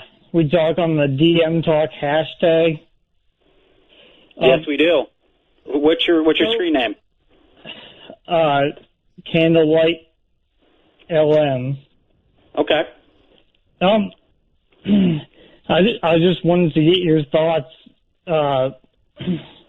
So, if you don't believe in God at all, then you believe there's no moral plane that we live on, meaning that there's no consequences for anything we do at all in life. Well, okay, number one, I never stated that. You don't have to have morals to be anything. Like, I have morals, but it doesn't come from religion. I have morals from being a decent human being. Like, I don't know how this works where some people, and I'm not saying you in particular, but some people will make the comment, well, if you're an atheist, what stops you just from raping, killing, and all that stuff? Because I don't do that because I'm, a Christian or whatever like that. I don't have those thoughts. I'm a very calm individual. I have empathy for other individuals, and there is consequences in what we do. We have laws to justify those things, and I think that inherently from what we see and how we get treated, we realize if you believe in some sort of, I guess, whatever you want to call it, golden rule, or just from life experience, you'll go ahead and realize you shouldn't do some things. You wouldn't want them done to you, would you? No. But that doesn't come from, religion. That just comes from a person not wanting a certain thing to happen to them in that way. Mm-hmm. So to add to that, then you believe life has no meaning. Then, no, I never said that either. I mean, I choose to do with my life, which I believe I only have one of. I don't believe in reincarnation or anything like that. I believe I should make the most of it, and I do that. I do some volunteer work. I mean, I even donated a year of my life to AmeriCorps to go ahead and work with homeless people in North Dakota and help write some of their, they had grants there for big oil projects that were happening there to help the homeless people and the Native American people who weren't really getting a fair shake out of life. And I figured that I could at least, as a person, donate a year of my life to that. And I just reached that conclusion just on myself, because I think that, I got a pretty good fair shake in life, and I want somebody else to maybe have one too. But if we die and nothing happens, what good did that do? Well, because I live in the present. I don't live for, tomorrow in some sort of sky fairy. I mean, I live in a sense where I want to go ahead and make the most of this current life that I'm living right now, so I want to go ahead and maybe be able to sleep at night because, hey, an atheist still has a conscience. That doesn't, reflect on any kind of religious belief. All right, I'm putting you back in the freezer, and we're waiting for a worthy opponent. So I'll take a break. So far, it's atheist 1, other people 0. But, there's still time in the show. A little bit anyway.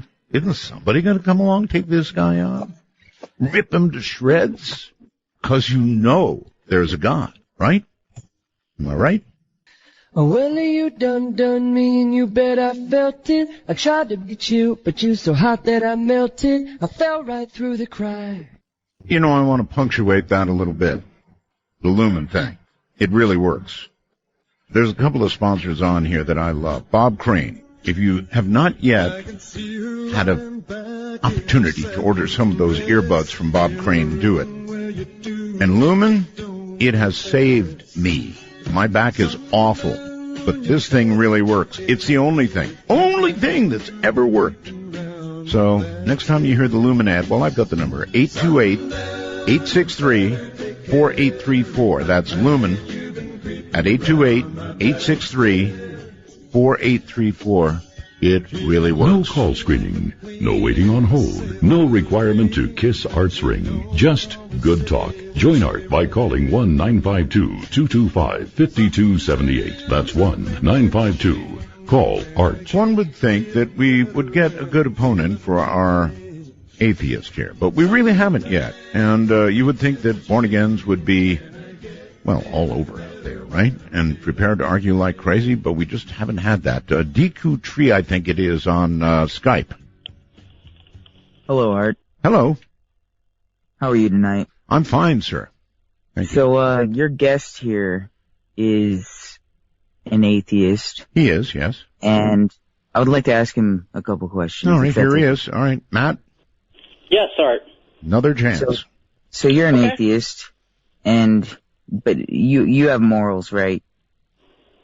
Well, I mean, I think that inherently by what we experience in life and how we believe we want to go ahead and be treated, if you want to call that morals, sure, why not? I just call that everyday expectancy and whatnot. But go ahead. What's your question? Do you believe in the golden rule? That's basically my last question, and then we can get on with this. Oh, I explained to the last caller that I referenced golden rule, but I think that we really wanted to be treated the way that we want to go ahead and treat others, and I think vice versa. But some people, they are sociopaths. They don't have that sense of empathy or compassion, and they lack that, so you witness that in society. And in reality, you should witness things like that because sometimes, people don't think like you. Anyway, asked and answered. Yes, he believes in the golden rule. Yeah, right. Yeah, I guess if you want to call it a golden rule. So I take it you browse a lot of Reddit? I don't really dig Reddit. I mean, I've checked out a couple when my friends were on, but what does that have to really do with God? I don't really browse Reddit. Hold on. Reddit has a really big atheist community, and you just reminded me of that. A lot of atheists are, on Reddit, really? In your face about it, Oh, well, I mean, if there comes a point in your life when you just get tired of hearing ridiculous stuff, and you get tired of watching people in your own society. Let's even jump in and say even homosexuals, the way they get treated by people who so-called claim to be Christians. And you see the way they get treated, and you think to yourself, I consider myself an agnostic, or maybe even a little Christian. Hey, and if you want to I don't hate gay people. Either side, that's I don't fine. hate gay people. I mean, what does all this have to do with Reddit? Is it supposedly a hangout for atheists? Is that it? Yeah, it's an atheist hangout. It really is. Well, I mean, there are smart people there, and that is kind of a tech junkie kind of place. I would assume that intellectuals and tech junkies would hang out there, and if they are atheists, well, hey, more power to them. But back to what I was saying, I consider myself an atheist, or maybe at the very least a Christian. Huh? And I don't hate gay people. There's a lot of Christians that don't hate gay people. You're not making sense, caller. That makes no sense whatsoever. Like, you just said, hey, I'm part of this part of the spectrum, and then I'm on the complete opposite side. Right. I am so sad that we cannot find you a worthy opponent. It's not for lack of trying. Hey, Art, you're trying your hardest, buddy, and I love it. Bring it on. This makes me, 4-0? Something like that. Yeah. Pretty sad. AA, how about you? Hello? Going once. Going twice. Gone. Twin Cities on the phone. Hi. Hello? Hello. Did I get through here? Yes, you're on the air. Wow, Art, I've been a huge fan of yours since you did a show on Mel's Hole way back when. Thank you. Oh, big time. I'm pretty shocked to get on here, but I don't exactly want to be an opponent of what the guest is saying, but I, for one, have a huge, deep belief that there is something else out there based on... You mean God? Experiences. Yes, yes, sir. Right. Based on experiences that I personally have had within doing psychedelics. Wait a minute. Okay, so you're saying you believe in God based on the drugs you've done? Or the experience, to be fair, the experience you had while on drugs? Mushrooms. Shrooms, strictly okay. mushrooms. All right. I came to an understanding that we are the universe manifested into these beings for this experience. And it is a godly experience. It's, I don't know if you've ever heard of Ken Wilber, but I've done a lot of research when it comes to Ken Wilber, Alan Watts, Ram Dass, a lot of Eastern mythology and Eastern religion. And to me, in the experiences that I've had, I've come to the realization that we are basically the universe woken up to itself and having these conscious experiences.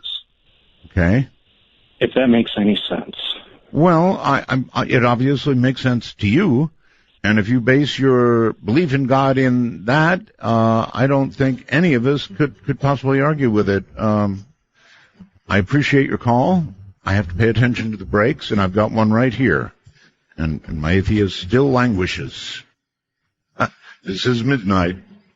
Let me let you pour in the colors. Let me reach, let me be on the shores of Tripoli. Let me say, you know these reckless thoughts of mine are following you. I'm falling for you. From the Kingdom of Nye in the high desert, this is Midnight in the Desert with Art Bell. Please ring Art's bell at 1-952-225-5278. That's 1-952-CALL-ART. Just an easy-going night. Anything you want to talk about, open lines, but we got started in this, and I think it's so interesting, in this debate mode, and Matt has just sort of, well, rotted away on the line there without a good opponent. There are several who have tried, but not very hard. So I don't think anybody's engaged him very well yet, which may mean that we're now a godless country, as many have alleged. Nevertheless, continue to try. Hello there, in Brookhaven, Mississippi, maybe? It should be down in the middle of the Bible Belt somewhere. Yes, sir. Mm-hmm. Hi, welcome to the show. Hi, Art. Good to talk to you. Okay, and Matt is listening to every word you say. Okay. Well, great. Should I start? You should. Okay, Mr. Matt, I come in peace, first of all. I would like to have a civil discussion, debate, if necessary, about whatever you wish to. You can speak about whatever you like. Well, let's just start off here. Matt believes there is no God. Okay. Me personally, if I could ask Matt, what do you believe in? Do you believe that there is no God, or do you not know if there is a God? Well, I think that's a very fair question. I mean, atheism in its sense is the disbelief. You know, it's not necessarily a belief in anything like that. It's just that you might have doubt. And in reality, I have doubt with all the other religions. So what, you know, they've offered, and even the people who are like, hey, I'm really spiritual, or they believe in something kooky like astrology, and that to me is just nonsense. Like I said before to the caller, I think 2 callers ago, I said I'm an atheist minute by minute. At this time, right now, there is no proof that's going to sway me into believing in any kind of religion, or that there might be a God, or there is a God. All right, so no God. Okay, so you believe in no God. Right. Okay.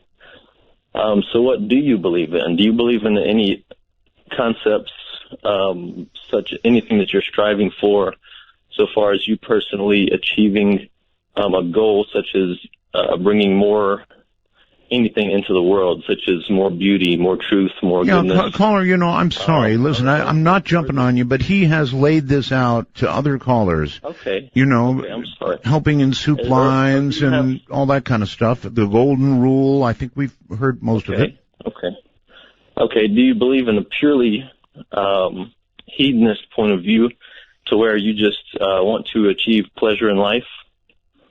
Well, I mean, pleasure by what? Such as a service to greater humanity, or a greater goal, such as serving the world, making a better place. If you listen, I'm sorry, I don't mean to interrupt you, but if you listen to the prior calls of that, I said that I donated a year of my life to AmeriCorps, and I actually worked in providing for people, who did that. If you want to get even deeper in my life, I used to be a union representative in the United Auto Workers, and I actually fought for those who couldn't fight for themselves. So I just think that you would take on these things just as a person that actually has compassion and sympathy, and that doesn't come from religion. That just comes from you would want the same to be done for you. I mean, if you're a person who's not a sociopath or really greedy, I mean, you don't have to necessarily be a sociopath just to be a real greedy jerk. Okay. I believe that anyone can be moral. I don't believe that morality is particularly confined to a religious circle or a religious point of view. Anyone can be moral because it comes from their heart. And I believe that's a beautiful thing. If you've served and you've done these things, that's wonderful. So far as a goal now, what keeps you going day to day? Is it something inside so far as serving others, or is your job, or what's your deeper desire, going day to day so far as that's not a religion or a God, but Okay, well, I mean, if you want to get into it, I can blame Art Bell for his intriguing radio over the years that actually got me to get a degree in radio broadcasting. And yes, I do partake in working a steady job and such. And but I mean, it's not like I'm not after a lot of money. If you know anything about radio, you don't make a whole lot of money unless you're the top dog. Like, you know what I mean? You get bounced from place to place. Yeah, I mean, Art can speak on this behalf on that. If you search for radio as trying to make millions, man, you're SOL. Yeah, that's absolutely right. All right, well, listen, I'm giving up. Thank you both very much, but we're just not going anywhere. I mean, nobody is challenging the man in any direct way. They keep asking him, well, are you a good guy? Well, yeah, I'm a good guy. Are you moral? Yes, I'm moral. Do you help people out? Yes, I do. I serve kitchen, I go and serve people food in a soup kitchen. I do all kinds of things. So, not getting anywhere. Usually when you bring on an atheist, you would think you'd get some drive and stuff, but not this time. Overseas, hello. Hello, this is Jarek calling from Poland. Poland? Okay. Yes. Welcome. Good to have you. It's nice to speak to you. I have a question to Matt. Matt's gone. Oh. I couldn't find a worthy opponent for Matt. I mean, what would you have asked him? Yes, I would say this. Take a look at a house, for example. Now, is it possible that the house was designed and made all by itself, even if you waited for like 1 billion years? I guess it's not. What house? Any house. Any house. I mean, anything like a house or a car or something. Okay, what about them? Yes, I mean, is it possible that they could be made or by themselves or designed? No, people had to do it. Exactly. There must be somebody who designed it, who thought about it, and made it. True. Yeah. Sure. Now, take a look at a human being. Yes. What's more complicated, is it a car or a human? A human, by a long shot. Yes, so is it possible that a human was made all by himself? Well, I don't think it was General Motors. Yeah. Yeah. So I guess there must be a force which designed human being or life in general, I guess.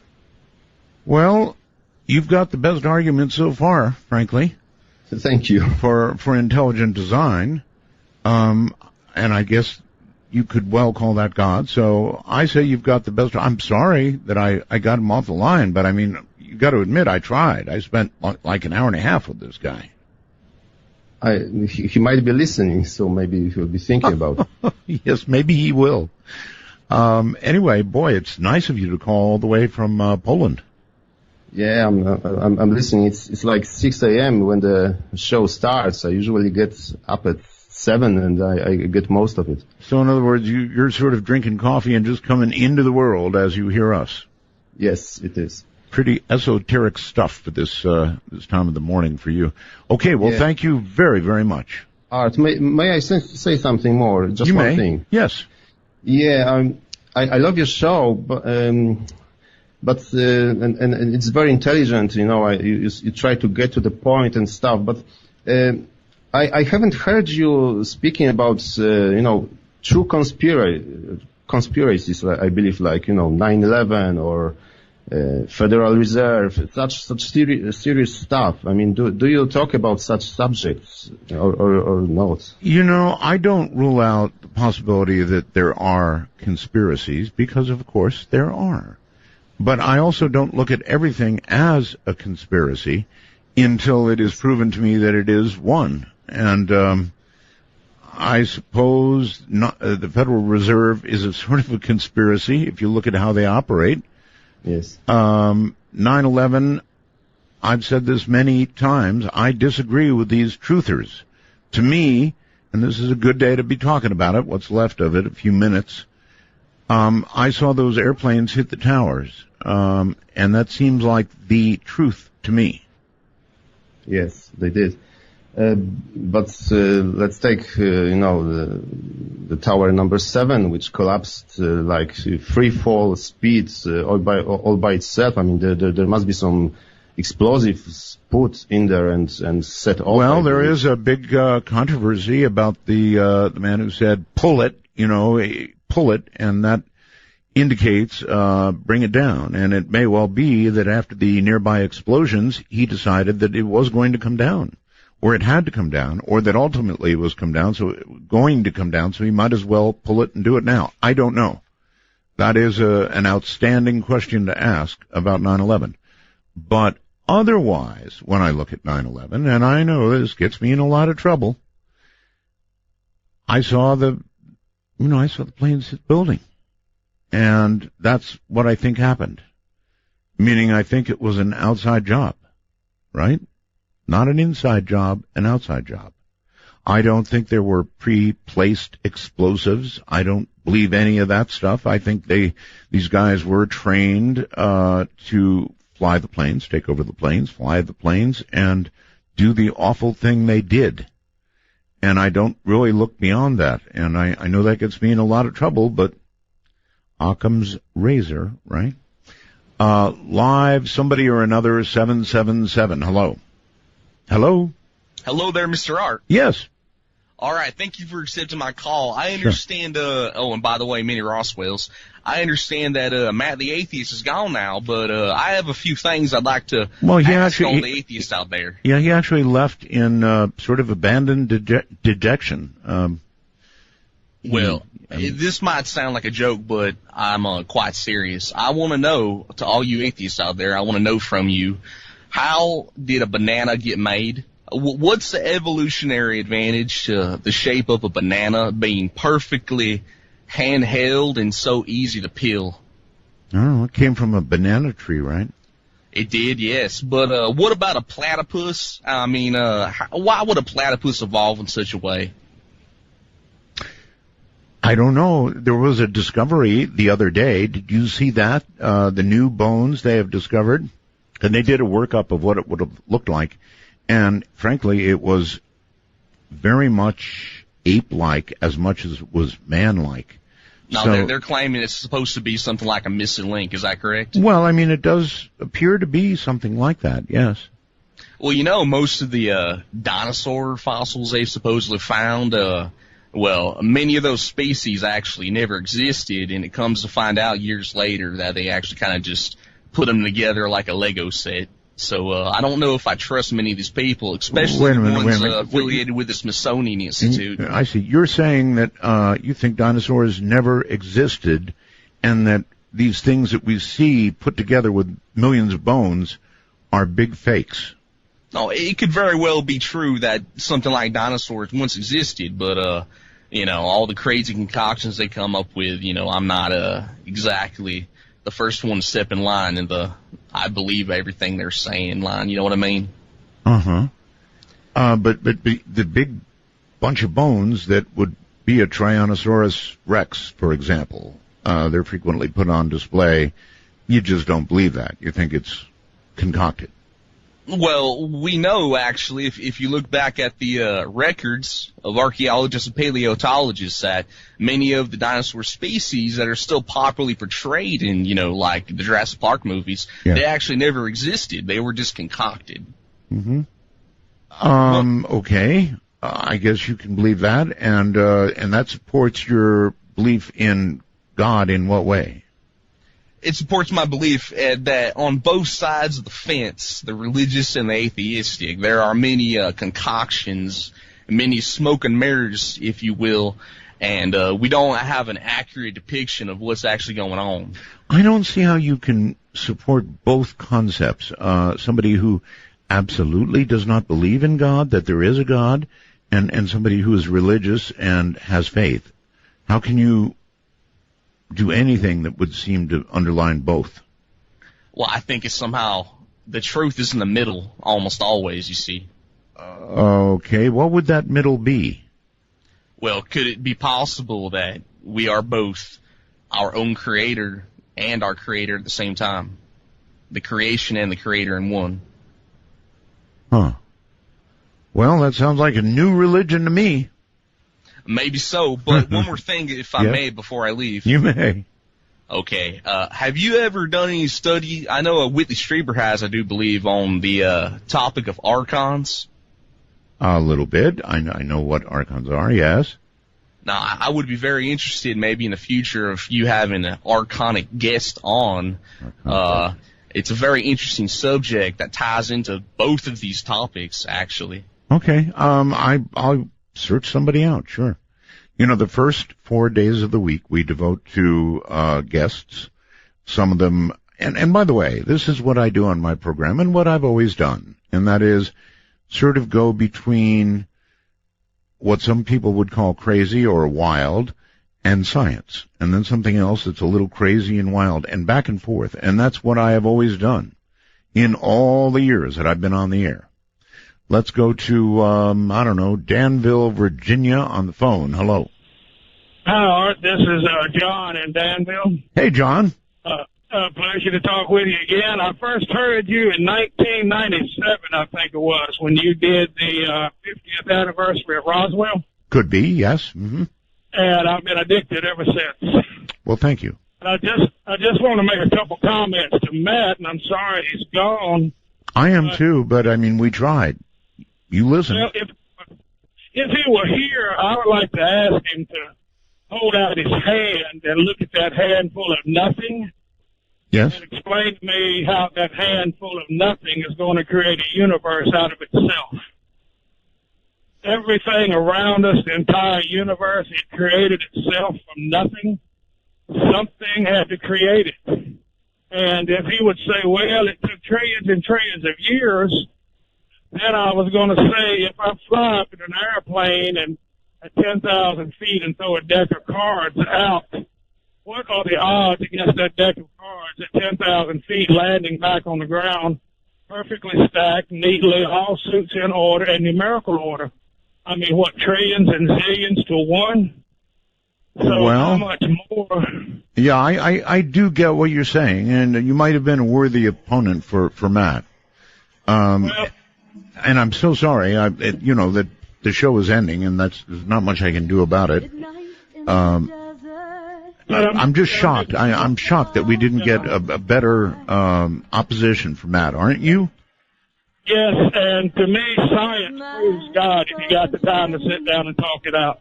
I got you. All right, science proves God. What a night. What an interesting night. And what do those people say? That we've become a godless nation? At least one not able to reasonably debate that possibility. I might buy that. Just an amazing night. All right. Thank you all very much. It is going to be a beautiful weekend. I'm going to relax. I hope you do too. Stay tuned. Richard Hoagland has some kind of special coming up. He'll be looking at some of the new photography from NASA. And they do say Ceres looks a lot like L.A. down there. Good night, all.